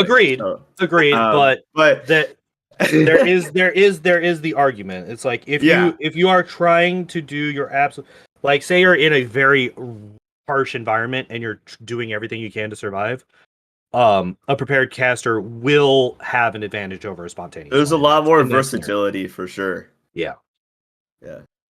But I love Daeran. I think he's so let's talk about the Arcanist. I don't know anything about that, so we're not. He's trashy and hilarious, and honestly, when he was like, the demons broke into my room and ruined my party, so I'm gonna ruin theirs, I was like, let's do it, baby. Let's go. Yeah, when I first played this game, Daeran would definitely have been in D tier with Camellia. 100%, they would have been in the same tier, trash tier. They're in the same tier in mine. I know, because you have trash taste. But honestly, like, I've come to really like Daeran as a character. Yeah, I'm actually gonna put him in A tier. I've heard his romance is really good too, actually. From what people have said, like, it's very romantic. Like, it's very romantic. I've not experienced his romance. I will say though, that as him sending me flowers, and I'm like, yo, bro, I was just being nice to you, man. I don't like you like that. Igor said there's a quote that he does where he says, "Teach me to breathe again," and Igor says it's the most romantic thing he's ever seen in a video game. What does that even mean, though? Teach me to. Well, you probably got to be there and have the context of the scene. Yeah, I was about to say, like, that out of context, that line is real weird. It's like, bruh, you literally have to breathe to speak. Well, it doesn't mean it realistically. He means it like he can't breathe because he's constantly suffocated with the weight of he has an entity inside him peering through his eyes all the time. Is that the context? Probably. I got a question so you're here. assuming things. Has Sir. anybody confronted Daeran about the entity? You know, you get the warning. I've been like, afraid don't. to. So am I, because I'm always playing on Last is Lonti whenever I go through there, and it's like if I wipe the last 25 hours is like freaking Yeah, because gone. if you say so something, I haven't done it and either, then but I was just curious if anybody has, because if you confront him and the thing spawns, you're fucked. Like, yeah, exactly. And that's why I haven't done it, because Last is Lonti. But like, I really want to. I don't think I have. Yeah. I don't think I have. I really want to. I need to play through that game again. Yeah, you do. Everybody needs to. The game is. I'm on my amazing. third run right now. I've only played I've only done 2 non-speedrun playthroughs of that game, and one of them was the level 1 challenge. I've only ever done my original Legend playthrough, my Lich to Legend. I did Trickster bullshit meme run, and I did my Evil Swarm run, and now I'm playing it as what I would do. That's how I always play it, like the first time through. Like what I wanted to, but we were loving the Trickster choices so much that I couldn't pass it up. Like, I would never be that chaotic in real life, but they were so fucking funny. No, I get that. I totally get that. Trickster's good. I just had an idea in my head for the Lich. I was like, I want to be a Cavalier, because like I made that decision when we were doing that pre-show. Right? Yeah, because it was like new class, animal companion, done. Like that was your. Not just that, it showed a Triceratops animal companion. Yeah. And I was like, fucking bet I'm riding a Triceratops in a battle every fucking time. Let's fucking go. So I knew I was going to be a Cavalier. Then I realized, there's only one archetype that you could actually ride a Triceratops, so I have to be that archetype. Oh shit, you have to be level 7 before you can ride the Triceratops, because the Triceratops is a medium fucking creature for some fucking. I'm mad. I'm still mad about that. To be fair, and the mammoth, and in the Cavaliers, a medium creature. Okay. In the Cavaliers' defense, in tabletop, Cavalier is actually one of the most powerful classes as well. Like Cavaliers are broken ass. This was a stupid powerful class. Even before I was critting for like 700. Yeah, it's insane. It's insane. It's like vital striking, but all you do is charge. It's like vital striking, but all you do is charge. I would literally run my character off to the side, charge in, then just run away, and then charge in again. Like that's literally all I did the entire time. Nuts. It's nutty. And if you combine that with a scald and you get the pounce for everybody, you don't just get the charge attack, you get all of your regular attacks with it, because I didn't even it's freaking crazy. I do know that I one-shot Discari. That was funny as hell. Hell yeah. I literally one-shot Discari the first time I fought him. I loaded so many times to try to replicate that, but I couldn't do it. I just like super high rolled a crit and one-shot one of the final bosses of the game. Nice. That's so funny. Yeah. Really good. Okay, how did we get the Cavalier from Daeran? I was about to say, speaking of Cavaliers, Cavaliers. Yeah. Okay. Sosiel. I don't really like Sosiel as a character. He's kind of a meh to me. Neither do I. His whole he's like a good boy cleric, but he's like secretly like a wrathful, angry person. Is just kind of meh to me. I don't really care. Boy, I think his romance. Oh, I'm sorry. His romance was like too like underdone. I didn't enjoy it as much. I feel like this is the first time we've all agreed on a character, right? That we've all said that one. It's like I think we were all pretty on both Lann and Seelah though. No, he really. I was on. I put Lann on C. So I was on Lann, but I wasn't as bad as Seelah. I'd probably put Sosiel on C as well, because I do like him more than Seelah for sure. If we're not considering mechanics, and we said we're not, then I'd put him on D. He's definitely last. Because I still like, I do like the, I like that they brought someone in as a cleric of Shellet, and I like his like whole painting like moments in the war thing. I think that's really interesting if they had like done more with it instead of just making him an angry gambler. But maybe if they'd done more with it, that might have been a more interesting. Was he the gambler or was it Seelah? No, he's the gambler. Yeah, it's him. He is the gambler. Okay, Yeah. I guess I was just like throwing all the vices onto Seelah. And I will say, him beating the shit out of the necromancer was fun to watch. Like that was like, Yeah. like yeah, fuck him up. Let's go. Zins. I'm biased for Sosiel because he was my first attempt at being a gay little thing. His romance is cute in the beginning and then just drops off. Like I'm just like, what the like nothing ever even really happens. Like in the beginning, I never he's tried to like, romance him, so I can't speak on that. you like save him from the gargoyles, and you're both like, oh my god, I was so worried about you. Like it's really like cute and like normal, and then it just drops off. Like not, it's just meh. I don't know. I don't find it particularly romantic. Like you're just like sitting around like painting pictures of me while I'm not looking, and I don't know. To me, that's more creeperish than romantic. Yeah. Okay. So the fact that he starts painting you without talking to you about it first is a little weird. But he paints everyone. He doesn't just paint you specifically. He paints people constantly in the camp. That's his whole thing. It's not any different. Yeah, I guess. It's only different because it's you and your bias to yourself. It definitely felt different. I'll say that. Yeah, the fact that they thought it was important enough to have a whole conversation about it. Well, point out the fact that maybe it's because that's where they decide to present you the romantic option for the first time with him. Maybe that's why. But I would give that to the writing, not to Sosiel's like character per se. Maybe that's a writing thing for sure, which is still valid here. But like, that's not. I wouldn't say it's him being a creeper. I would say it was just poorly written out. Fair enough. Okay. I can't put him above a C tier. I put him in C. I put him in D. I put him in C. I put him in D because I don't like him. Yeah. D is relegated to characters that I actively dislike, and only Camellia is in D tier. Well, actually, okay, maybe that's a good idea. Yeah, I guess I don't actively dislike him, and there does need to be a tier for that. So yeah, D for me is forgettable or dislike. C is they could have done something more with it, but they didn't. B is like I like him, but I won't use him for roleplay reasons. A is I'm sorry. Go ahead. Great. S is special. Great, so good that it's toxic.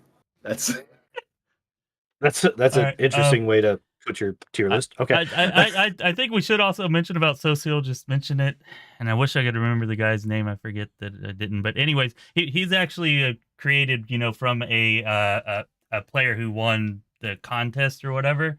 Really? It's supposed to be based on him. And I talked to the guy about it before the game was released. Yeah.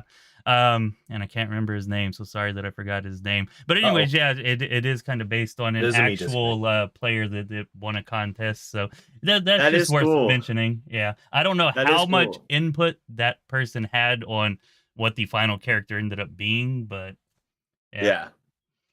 Anyway, Igor's saying that he thinks Sosiel is an NPC in the tabletop. If so, I'm unaware of that.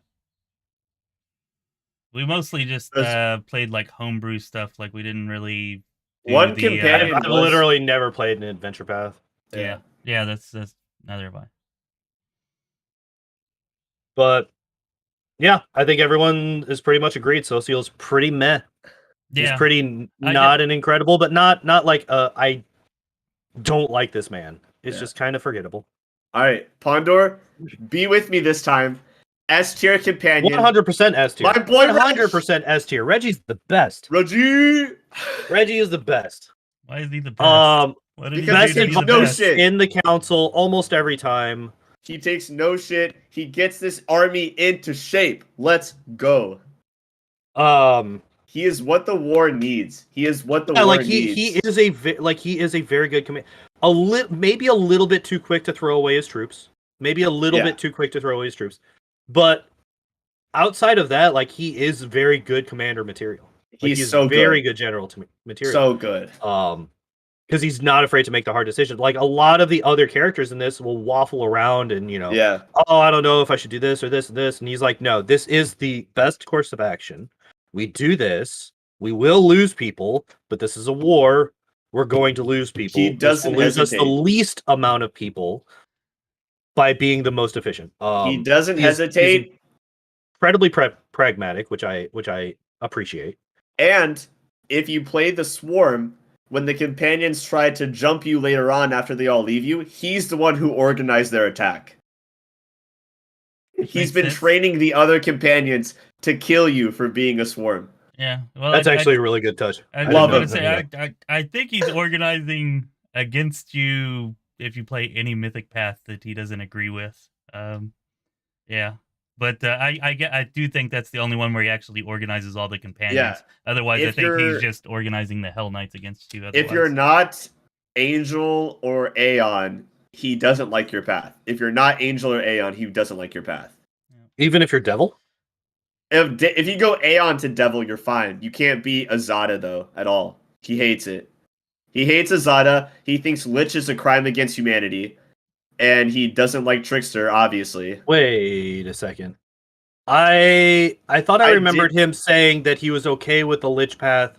He understands the pragmatic aspect of it. I did Lich one time and he told me I was disgusting.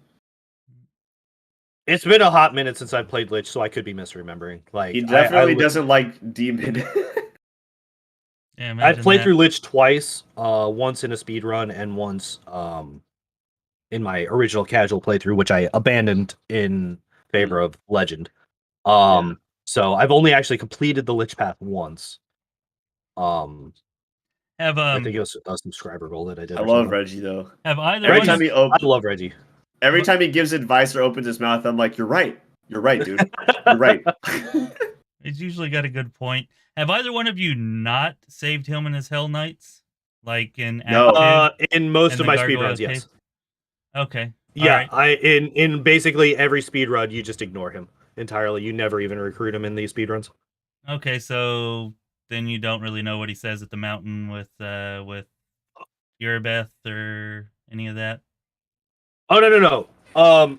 I do because I did that in my casual playthrough. Okay, well that's why I was asking, because I thought that was how I was introduced to him the very first time. Because they're like, you got to be quick, you got to get the Dresden as quick as possible. So it's like, well, sorry, we don't have time to go help Hell Knights. We got to get there now. So like I skipped helping him, and then the first time I ran into him was at the Lost Chapel, right, with him. Oh, I forgot. Him and Erebeth, strung up together, like bleeding out together, and then you like show up there to rescue him, and Erebeth's like whining and crying and whatever else, like she's kind of broken, or at least half broken at that point, and he's just there like berating her about how weak she is and how she needs to tough up, and this is war. Anyways, I think that was is that when the side of good isn't weak, it's you? Is that when that line comes out, or is that later? No, I think that's later. Because I love that line. Yeah, that's one of the best lines in the game. It is. I love that line. It's definitely the best non-humorous line in the game, I think. Like just that's the Sosiel quest line. Yeah. Okay. What line? But anyways, it's like it's one of the loading screen lines, I think. Yeah. It's like I can't remember the first part of it, but it ends up with the side of good isn't weak, you are, or it's that's weak, or something like that. Yeah. Just talking. He's just the apex shit talker of this game. Like he could just tear down literally anybody in like 5 words or less. Yeah. He's so good at it. That's that one interaction at the Lost Chapel. If you don't get him, I suggest you do that just so you can experience it and get in there instead. Because I thought that was the most interesting interaction with him. Like it's really cool. Like really, really sums him up really, really well. How tough he is. How like on point he is about like just being totally pragmatic about a situation, even if you're staring certain death in the face. And all of that, and I really enjoyed that. Thought that I would mention it. Anyways, I think I don't know. You are putting him in S tier. I am. Oh yeah, easy for sure. Instant S tier. He is my bro. Easiest S tier of my life. Yeah. Well, next to the next one, but y'all, I don't know. Y'all kind of swayed me. Like I was thinking like C, but then I'm sorry, not C, B. And then after talking about it all, it's like, okay. I was about to say, see, we're about to fight. Yeah. Yeah. Put my boy Reggie in C tier? Nah, we're about to throw hands. How is Woljif A tier? You're gonna have to go back and watch the VOD, my friend. Yeah, A tier Woljif. Let's go. He's not A tier. He's B tier. All right, your Lord. objectively correct opinion is objectively incorrect. It's just correct. whatever qualifier you want to put on it, it's just correct. No. All right, Arushale. Arushabe. I will admit I haven't finished her story, but I have played with her a lot, and I love this girl. I mean, points for being freaking adorable all the time, and while also like fighting against urges that are very much not. Like, yeah, if we were going off mechanics, she has like the best stats in the game. Yeah, easily. She's like a 50 point buy. Yeah, like her point buy is insane. So good. Awesome. But we said we couldn't consider that kind of stuff. Yeah, I love story and character. I do love the like the being able to get her early thing with the like. It's cool. That is cool. That's super cool. That's super cool. Yeah, I've done that once ever. It was in my no XP run because I was like, I need this lady for Dresden. I love her. She's super cute. She's got a lot of stuff she's trying to figure out about humanity, and it's immortals, and it's super duper interesting. The dream stuff is really cool. I really like the dream stuff. And we're just getting in the mind of like a demon, really, which is just interesting. And you liked so much how with Woljif, he could go good or bad. Yeah, she has the same deal. Yes. And I was about to say she has the same thing with her. I think it's. I've literally never gone evil with her because how could you? Yeah, how could you do that as a person? I haven't moved her yet. If anybody's surprised by this, they are not paying attention. If anybody is surprised that I put Arushale in S tier, they are not paying attention to my streams. I put her in A.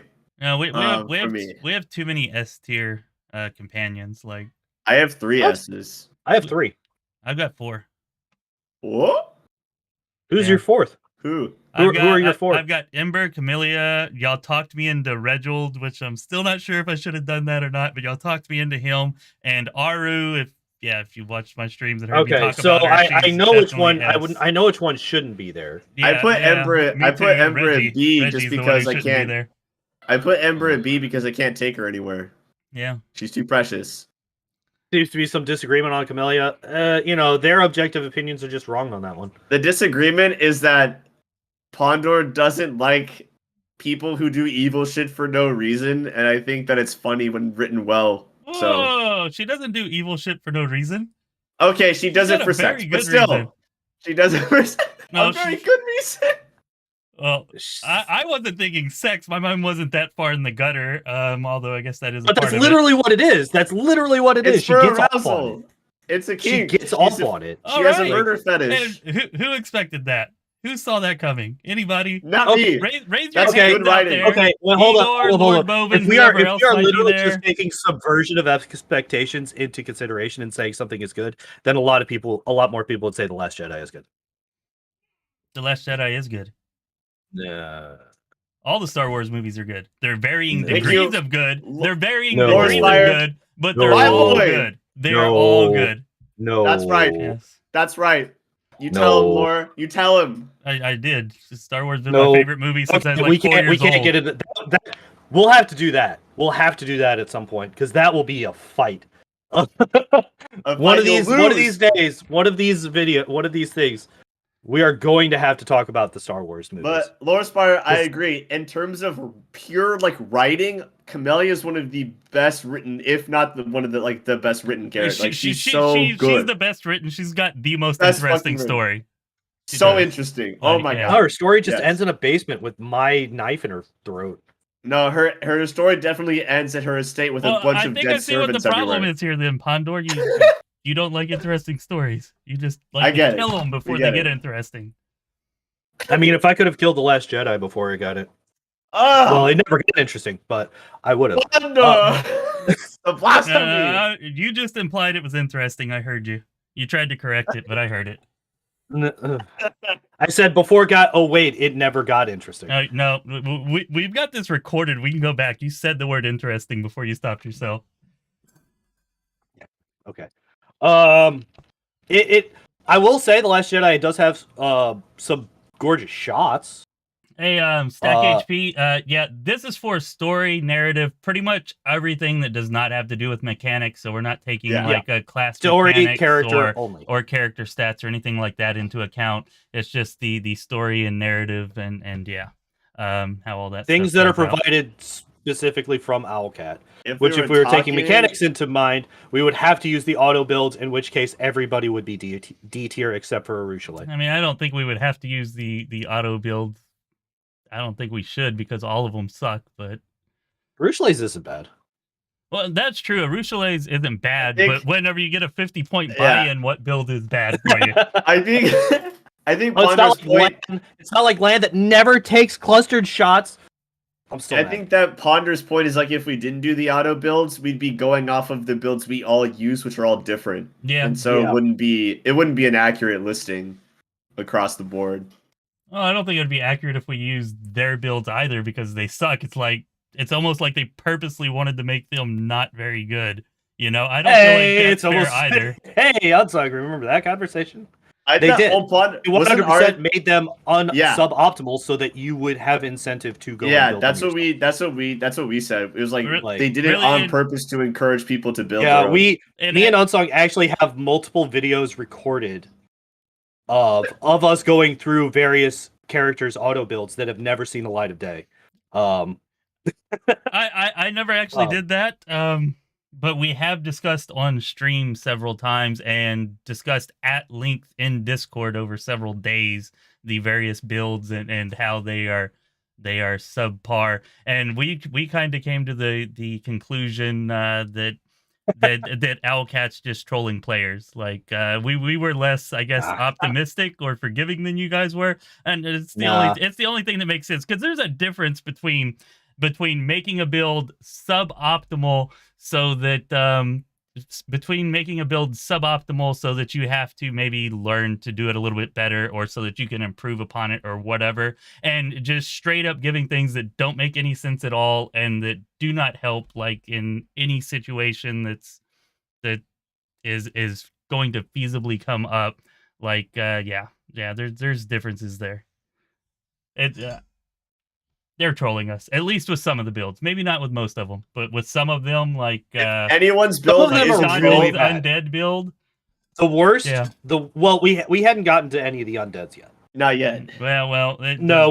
It's truly. We've gotten up through Ember. I think Nenio was the next one we were going to do. Wasn't Woljif like the fucking worst? Yes, Woljif had zero synergy between his normal build and his mythic build. Yeah, his normal build was full on melee combat. And his mythic build was full on spell combat. There was zero synergy between the two. It was gross. Yeah. It was absolutely disgusting. It was awful. And they didn't put him into Vivisectionist, which is just gross. Like, why would you not do that? They don't do any multi-classing for I anyone.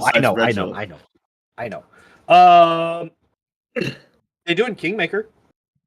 Octavia goes into... Octavia is... Arcane Trickster. They're built around the prestige classes, though, not anything other than that. Yeah. So we got one more to talk about. Greybor. I like Greybor. I know the end of his story. I haven't played it myself, but again, along with Regill and Lann, even though he's lower tier, I like the practicality of his mind. Yes, I really like Greybor.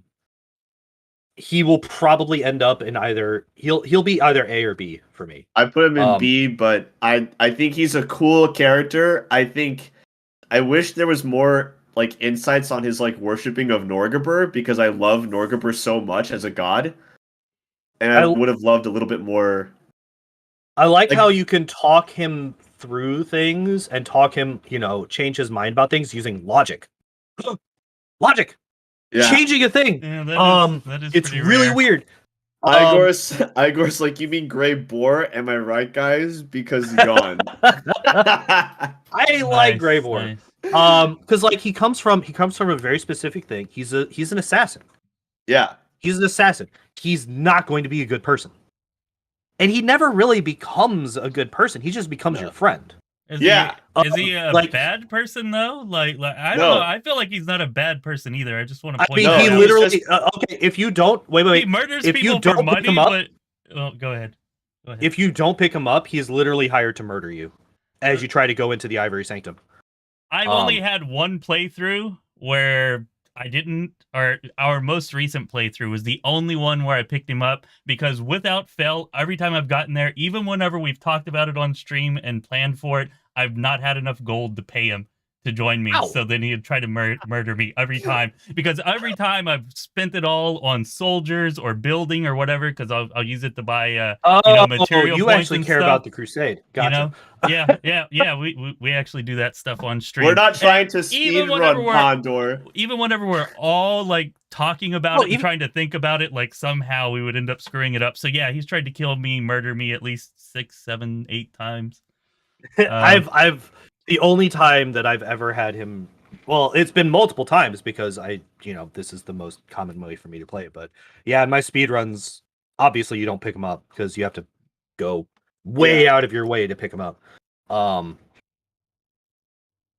So yeah, because he'll show up out. What is it? The Ivory Sanctum?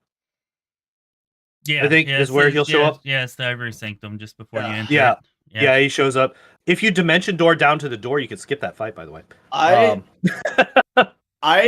love it. I like talking to him and bringing him for conversations. I have no fucking clue how to build this guy. He dies every fucking fight. Like he just won't stand up. So my original playthrough, I played with him. I hate strength-based dual wielders. I'm just gonna say I hate strength-based dual wielders. It's kind of rough. So much. It's kind of rough. I love strength-based I gave him throwing axes. Yeah, I gave him throwing axes. Is the way to go. That's probably the way to do it. It's just you do have the wasted feet. You do have the wasted feet. Yeah. But honestly, it's not really that big a deal, dude. If you looked at his build at the end of my run, his mythic build at the end of my no XP run, it was trash. Like the first half of it was all ranged, and then I swapped him back to melee because I found really good hand axes or dwarven axes or whatever. So I swapped him back to melee. So the first half of his mythic build was just trash, and useless. Still beat the game. Very surprisingly easy challenge run. If you're playing on story difficulty. Yeah, it's just sad for me because I love Slayer as a class. I think Slayer is such a, I'd rather play Slayer than Fighter or Rogue. I'd rather play Slayer. Mm-hmm. But I hate the build so much. I hate it. It's not the best build, but that's not part of the conversation. I'm gonna say that I gotta agree with Stack HP here. I think that he's an assassin, which is cool, but I did find his story kind of boring. Like Stack HP there is saying, like it's a little bit interesting with what happens in Act 4 and all, and him taking over there and everything. But I don't know, it didn't really grip me that much. Maybe it's because you get him so late, or maybe it's because I'd already played the game for like a freaking year before I finally had enough money to pay him and figure out what happened. I don't know. Maybe, but it never really gripped me very much either. I don't know. I don't know if I'd say I'd probably say solid C is probably how I feel. I would say that his personality and the writing for his dialogue in just different situations is far superior to his narrative. Yeah, I agree with that too. I do like his very prefer just approach. sitting in the inn talking to him. Yeah. Just sitting in the inn talking to him was so much more fun and interesting to me than his actual quest or anything like that. So which is what bumped him up above. I would say even Wendu or actually that's Nenio. A good point. He's definitely A tier for me. I enjoyed his conversations that much. I put him in B. If I order each of the people in each row as well, he's dead center, dead middle of all the companions for me. Dead middle, huh? He's there's 12. How can he be dead middle? He is literally. You know what I mean? You know what I mean, Lord? Sorry. Out of the 12. Out of the 12, he is literally 6th out of 12. Yeah. For me, he's 7th out of 12. He's 7th. But yeah. So yeah. All right. So my list is pretty. That's all the. My list is pretty even, guys. I've got 2 in each tier besides S, which has 3. Yeah. I have 3, 3, 2, 3, 1. I feel like I've got 3, 2, 2, 2, 2, and then 1 unranked. So I just refuse to rank Nenio. So are we gonna like vote on these to give the viewers a final list, or they can just figure it out for themselves? I think we have to discuss it enough that everyone's pretty solid on our opinions on the matter. Yeah, Okay. and there's definitely some that there's just no reconciling. We just are we're never gonna convince Pondoor that Camellia is great. So nope, right. She is trash, and she will always be trash. We're not gonna convince him, but everybody can see that clearly 2 of the 3 put her as S rank. So you can draw your own conclusions from that on what the final list would be. I've had 3 people in my stream so far. I've had myself and both of my cats, so I have 3 votes. Igor is really upset. Cats aren't people. Just saying.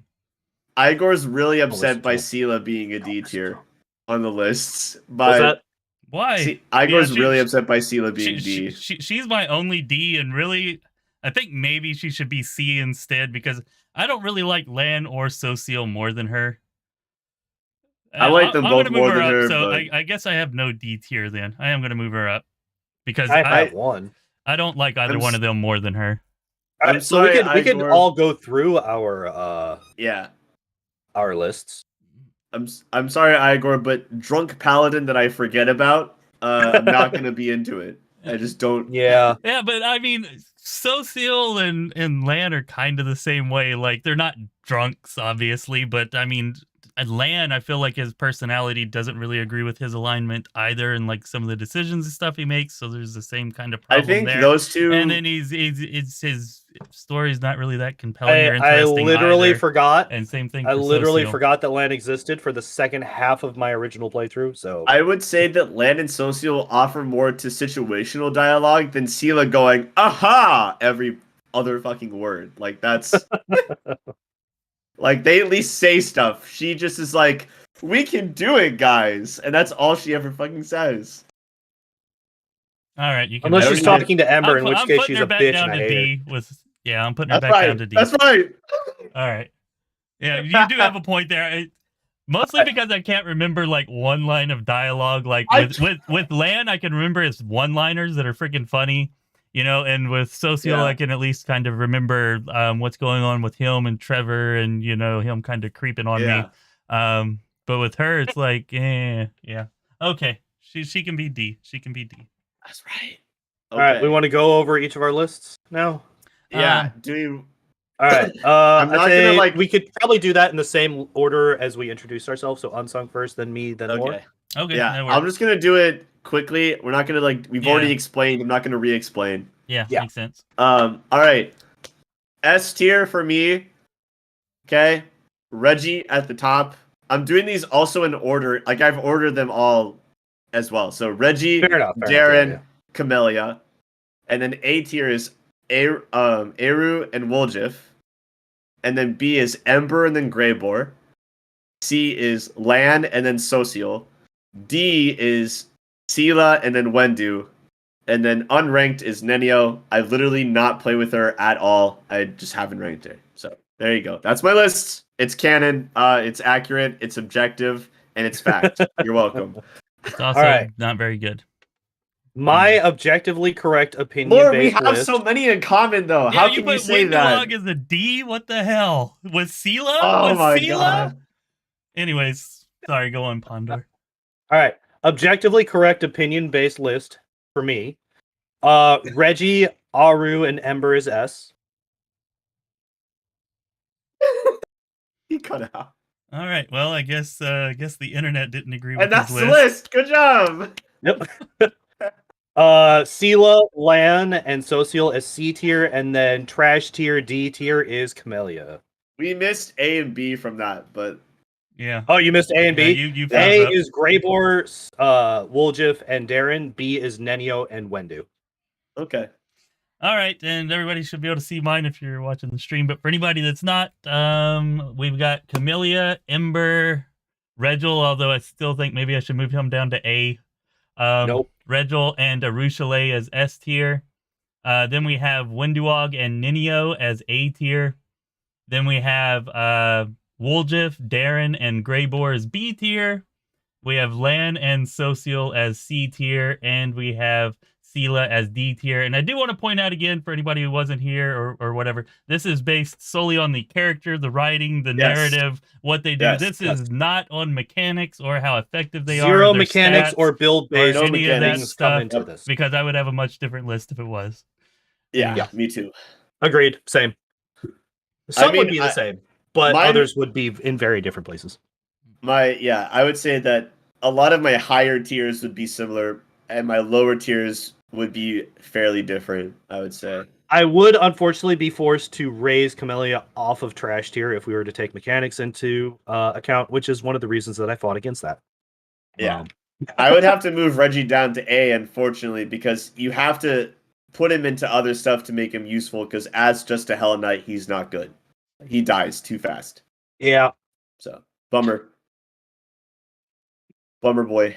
I think the game with his build, don't they not even build him out as a Hell Knight? I thought they just put all of his levels into Armiger, or at least most of them into Armiger.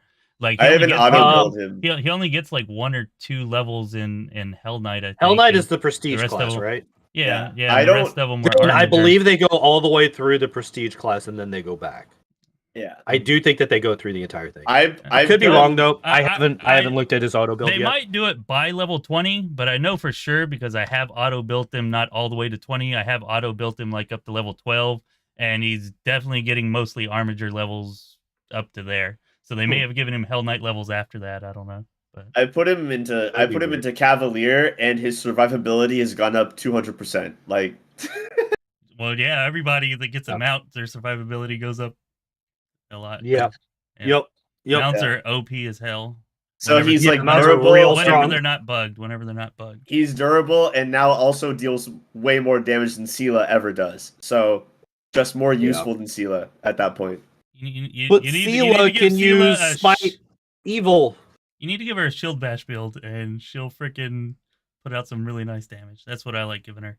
She can do some really nice damage. I've just put her on a horse and given her a tower shield specialist, and just called her a wall. Oh my god, don't talk about her horse that she doesn't get in the auto build, despite the fact that she puts both ranks in nobility. I put her on a horse, and I gave her a tower shield, and said, be a wall, don't do anything else. Auto builds.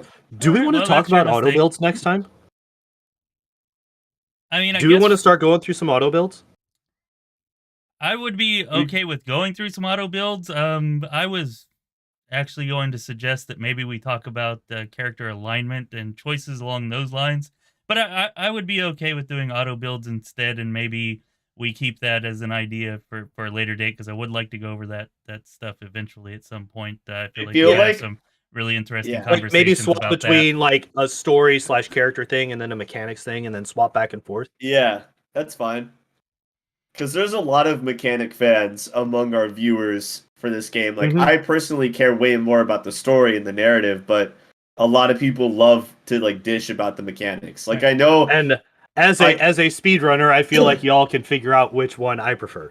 Yeah, I know. Like, Igor like comes into my streams and we have a good time with the story, and then when Pondoor starts streaming, he'll like go into your stream and you guys will just have like full on like mechanic, like, because Igor loves the mechanics. Yeah, he hops in. He's had a lot of good ideas to help streamline the speedrun for Kingmaker a bit.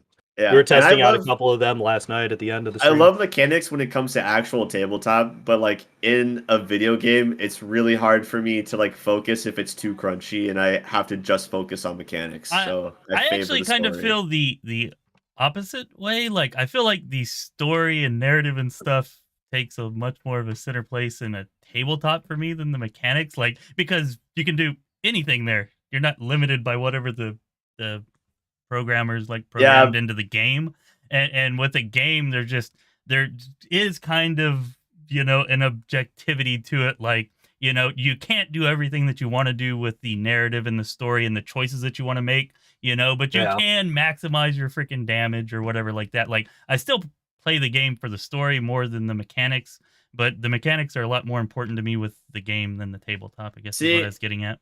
For me, in the tabletop, the story is not just on any one person, though. Like, it's a group thing, so it's not as difficult to like maintain, even if you half-ass it. And for me, in a video game, I don't want to have to build my party a certain way to get through a fight that's not necessarily consequential to like get to a story bit. Like that's annoying. I should be able to just fight and do it the way that I want to and win and then go on to the story and listen to the story. Like it sucks losing fights that don't matter and like aren't important story fights and not getting to continue on because you can't defeat this like fucking fight or this fucking random encounter or like whatever. Like it's annoying. I don't mind losing to random encounters as long as the difficulty curve is relatively steady. When there's random difficulty spikes that aren't telegraphed at all, that's when I start having problems. Like optional bosses are fine. Like super hard optional bosses. What was that? Reliable readout. Yeah. Like optional bosses are fine. Like Playful Darkness, the Pathetic Closet, like those are fine. Those are optional. You don't have to do them. You get some really good shit if you do, but you don't have to. That's fine. But that's like cool. when you're just going through the game and then suddenly, oh hey, what the fuck is the place called? With all the electrical peoples. They got nerfed like real early on, but right after I beat Blackwater. Yes. Fuck that place. That place is completely optional too, though, just the same way as Playful Darkness. But there is a quest to go there. There is a quest to go there. There's no quest or anything related to Playful Darkness at all. You can walk right past them and never notice them. There is a quest pointing you at Blackwater. I also didn't find that place particularly difficult. Yeah, Did you play it pre or post patch though? I played on my first run. I played it in beta the first time, and then I played it several times after release. Okay. I did my first run on core. I blasted through Blackwater. Yeah. Unsung actually did have a much easier. I don't know why I had such a hard time there, but I got absolutely fucking rocked. I mean, it was kind of a pain in the ass. I think it took me like 2 streams, but I think it took me 2 streams to get through that place. Well, I was still not a riding cavalier at that point.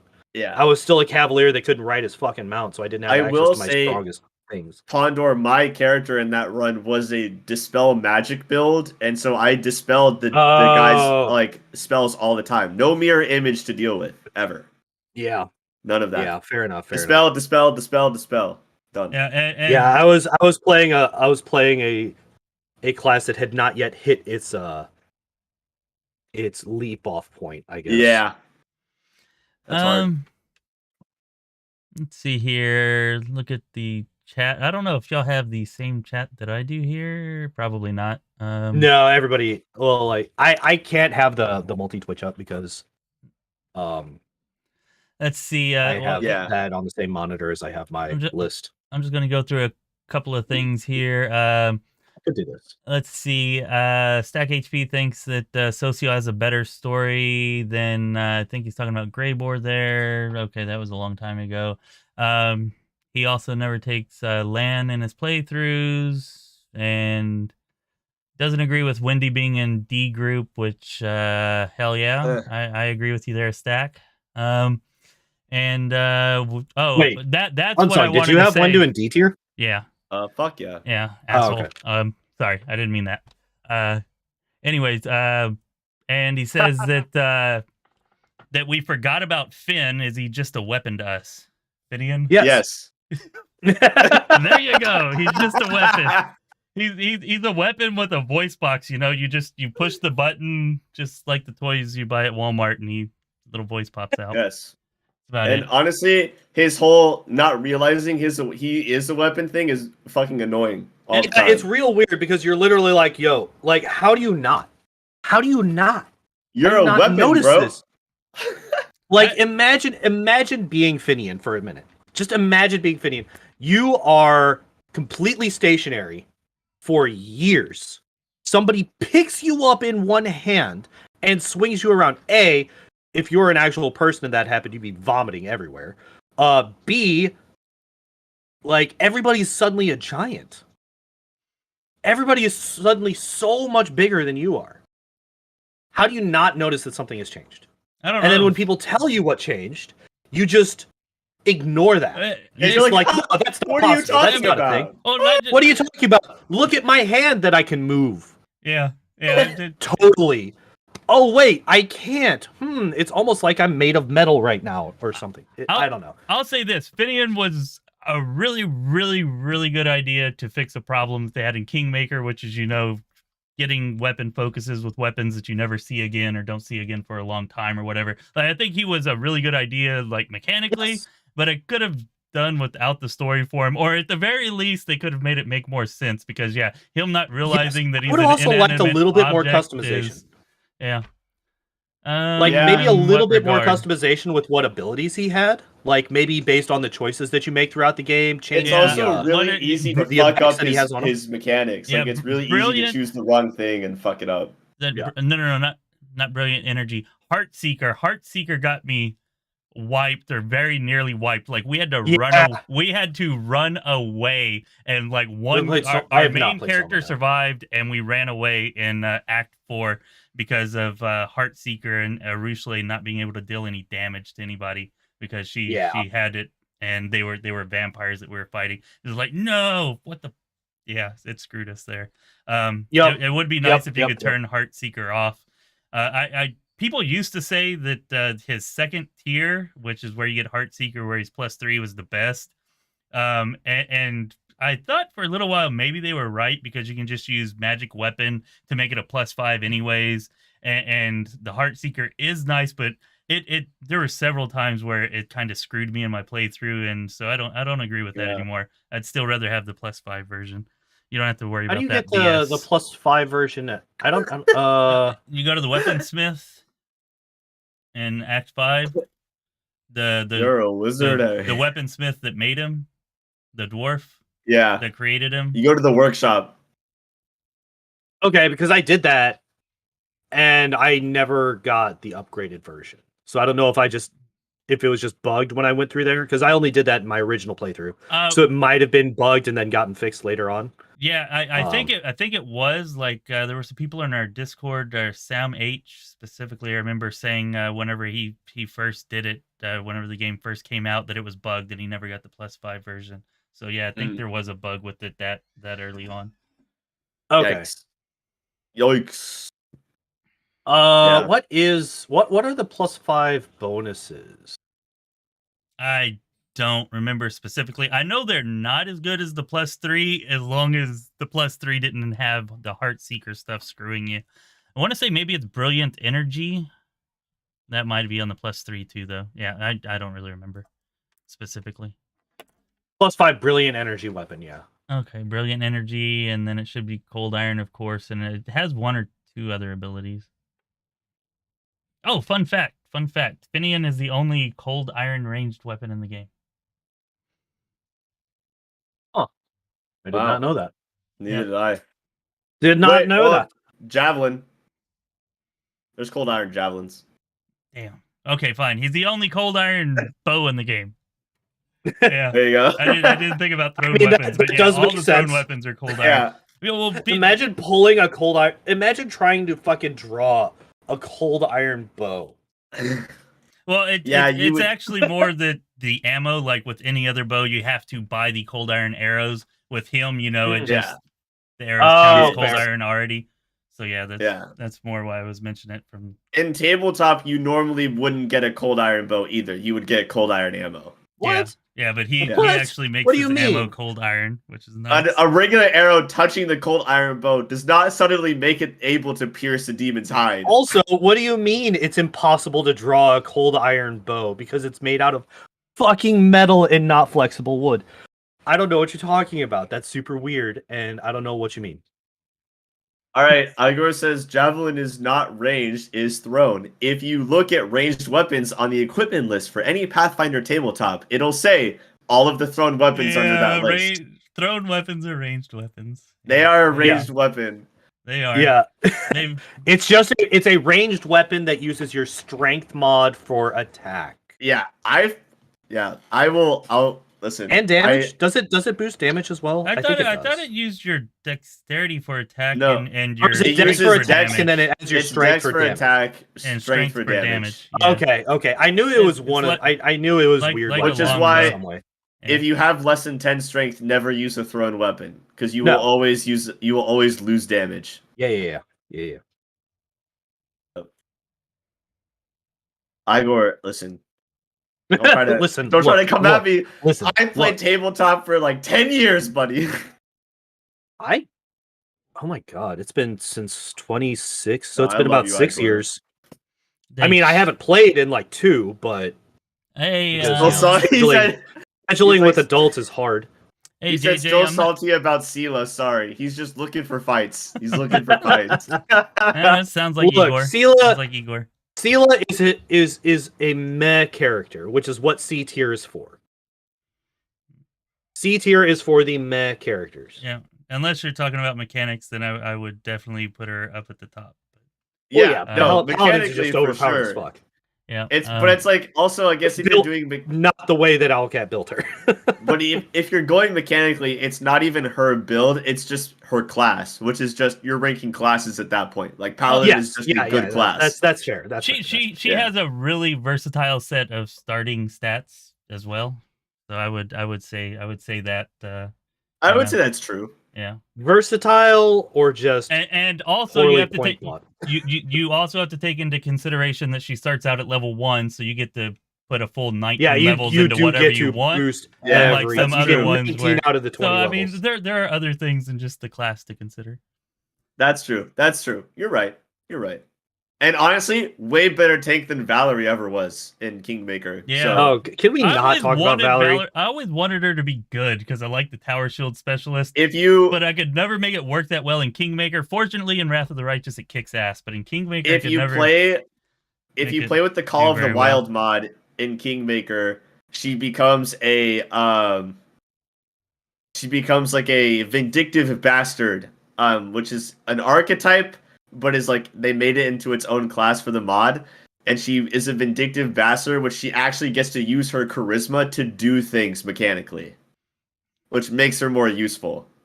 Hey, here's a somewhat high charisma person for no reason. Just to persuade here's people, another like, somewhat high charisma.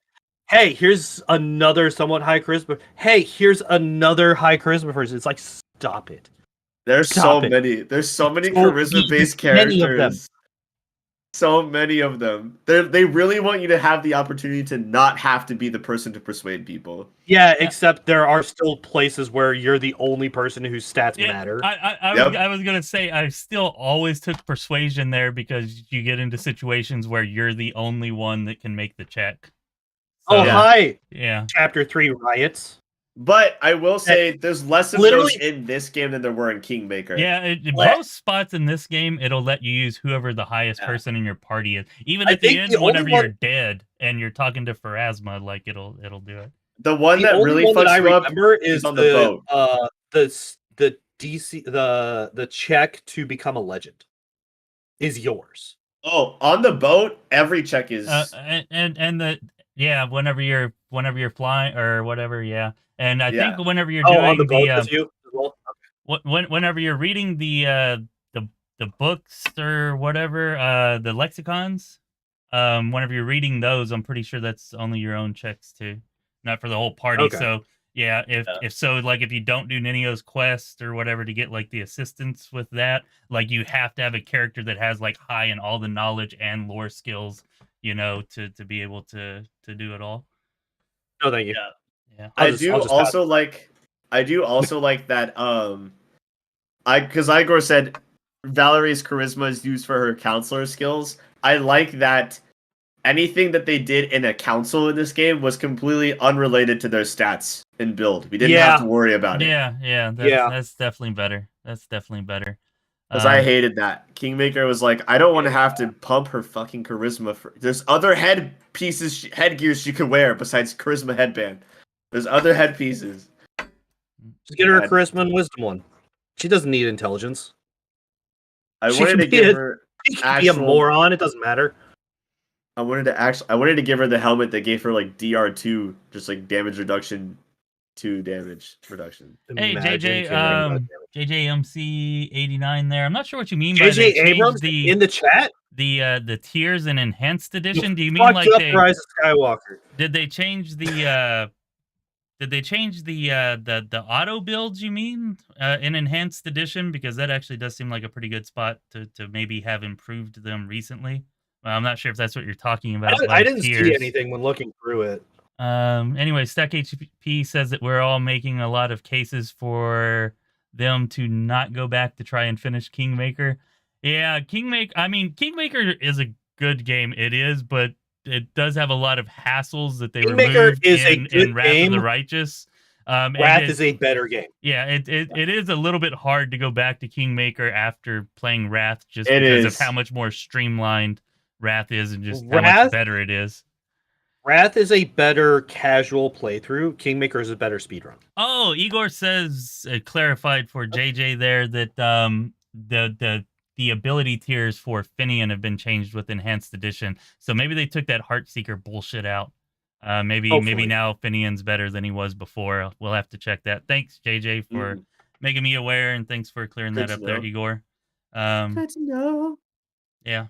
So that is good to know. I'm gonna have to go back and check it out. I guess I haven't looked at him since Enhanced Edition launch. There we go.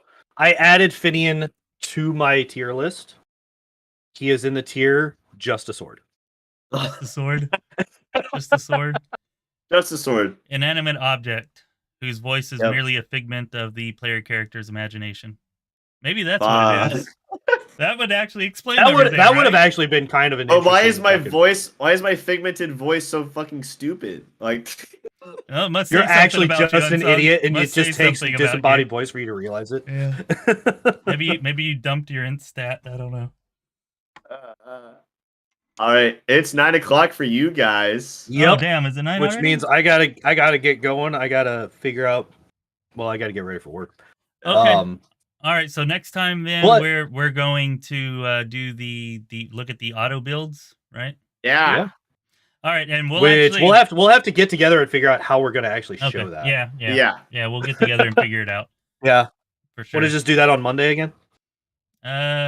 Monday works for me. It'll have to be before or after we do our. It would be after probably. Though. Yeah. Yeah. Because I have work on Monday, and then we're making his D&D character for my game. Okay. Yeah. Yeah, I should be a conscious human anytime after like 6, so cool. I feel like that's probably before you guys will be ready anyway. Okay. Maybe? Yeah, because we're starting our stuff at 7 your time. Okay. Yeah. So yeah, you guys could just hit me up whenever y'all are ready. Oh. Yeah, and maybe then we can go through it and nail out something like that. The details. Yeah, that definitely sounds good. Good evening, guys. Igor won't forget Seelah. All right. Good to know.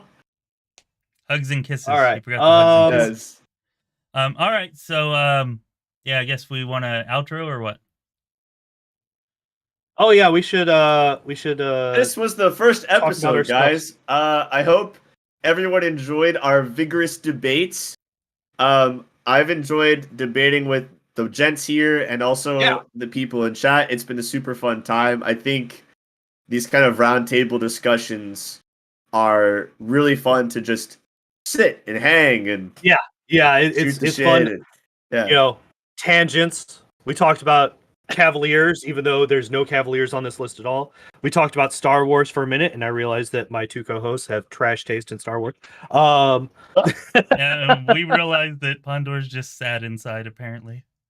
I like good story and world building and characters, none of which are shown in the sequel trilogy. All right. Anyway. Yeah.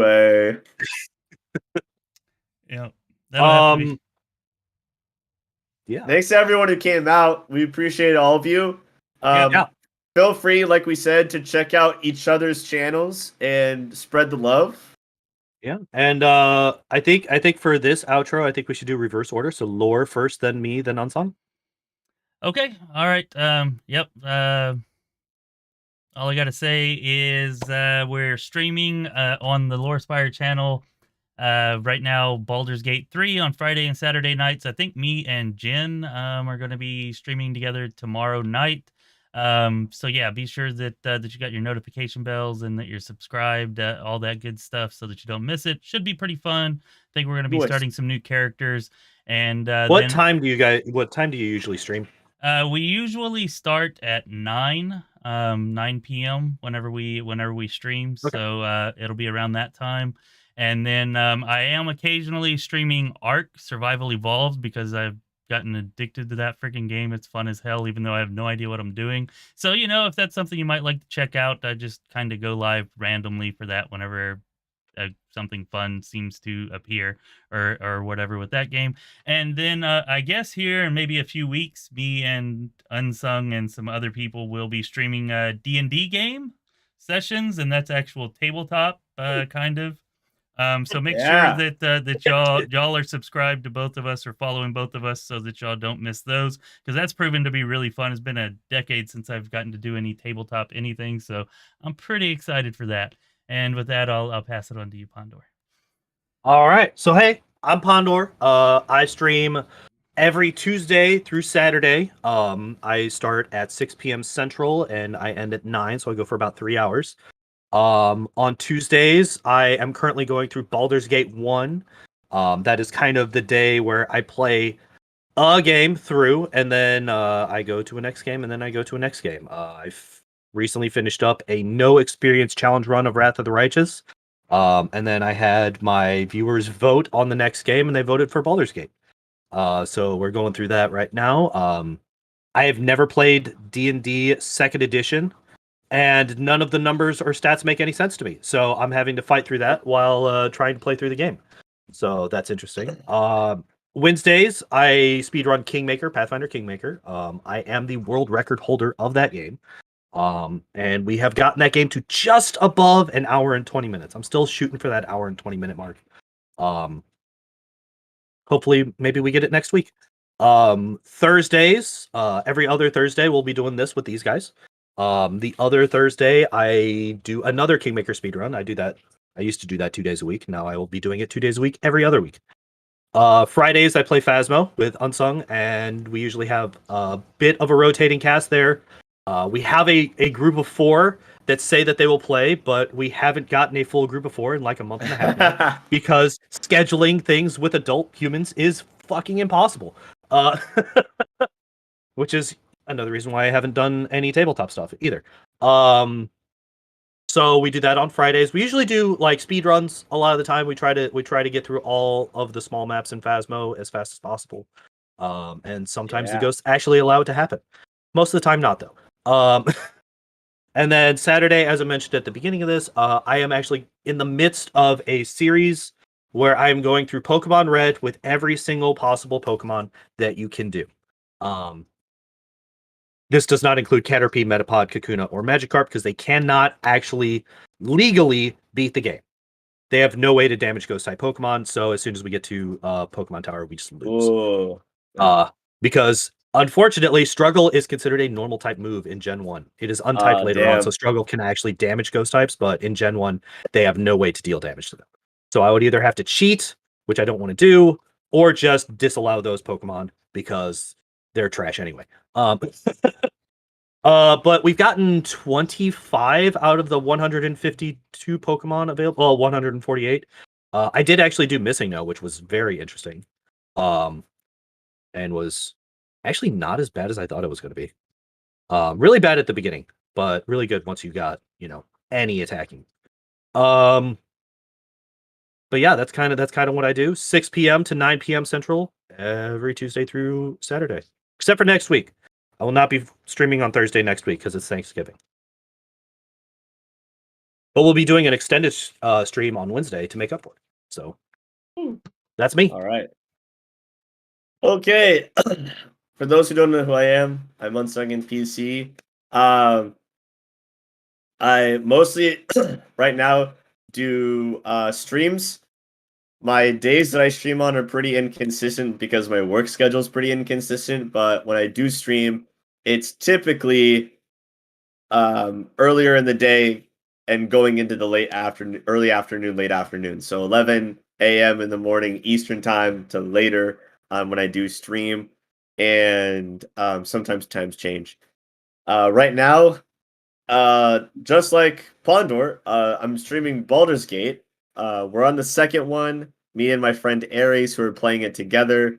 I also still don't grasp the numbers and mechanics like at all, really. I'm just kind of in it, to win it while Ares guides me through the mumbo jumbo because I can't figure it out. I'm ingrained in 5e and in Pathfinder, and I don't know anything about this other weird D&D-ish. So we're streaming that mostly on Tuesdays. What do you mean you want the lowest AC possible? What is this nonsense? We mostly stream that on Tuesdays. Other days, if we can't do Tuesdays, we have to make up for it. Depends. I also have a new Wrath of the Righteous run and a Dragon Age run that are on the back burner while we're playing some other games. But I come back to those in times of no other games are out. Right now, we're playing Pentiment as often as we can, which is just so much fun and so much drama, and it's a really good game. It's not going to be a long game, but it's a really good game so far. So that's been super fun.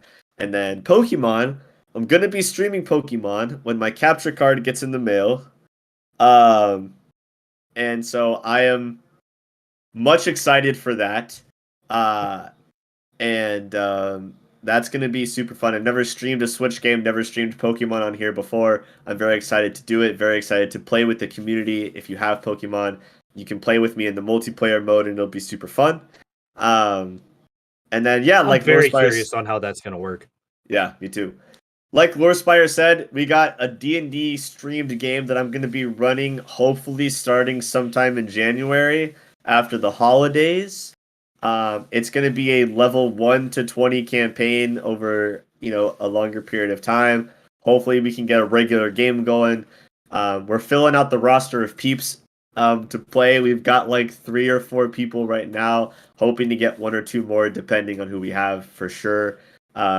So I think it's going to be a fun time. I'm going to be DMing it. My friend Shane, who does all of the art for my channel, is going to be doing all the maps and stuff, and it looks really nice, and we're really excited. I do want to say, while I'm in this, thank you, my other streamer and friend, Sprigleaf, for coming to see us. I appreciate you. Always good to have another streamer checking out the streamers. And then also, thank you, Stack HP, for the follow. I appreciate it. That's really nice. Your people coming over from other people's chats. I love the love. Spread the love. Oh, yeah. Stack also followed me. Thank you very much. Yeah, definitely appreciate that, guys. Anybody that did not follow them that's in my chat right now, just go follow them. You won't regret it. I would say the same to the peeps in my chat. I know Lord Bovin and Igor already have, because I'm pretty good at bringing my streamer friends into conversation or in my Discord. And everybody in my stream, I did post the links to Lorespire and UnsungNPC in the chat, so you guys could just click on them and then go follow. Yeah, should check them out, guys. We're all great dudes. I want to point out one more thing here. Between the 3 of us, we're streaming Baldur's Gate 1, 2, and 3 currently. So if you like Baldur's Gate, make sure that you are following or sub to all 3 of us, and you can get in all 3 games at once. Just say Watch at least me. I'm just flailing around, dying a lot. Literally spent 45 minutes last week on a fight that I could not possibly win because I couldn't damage 2 of the enemies in it.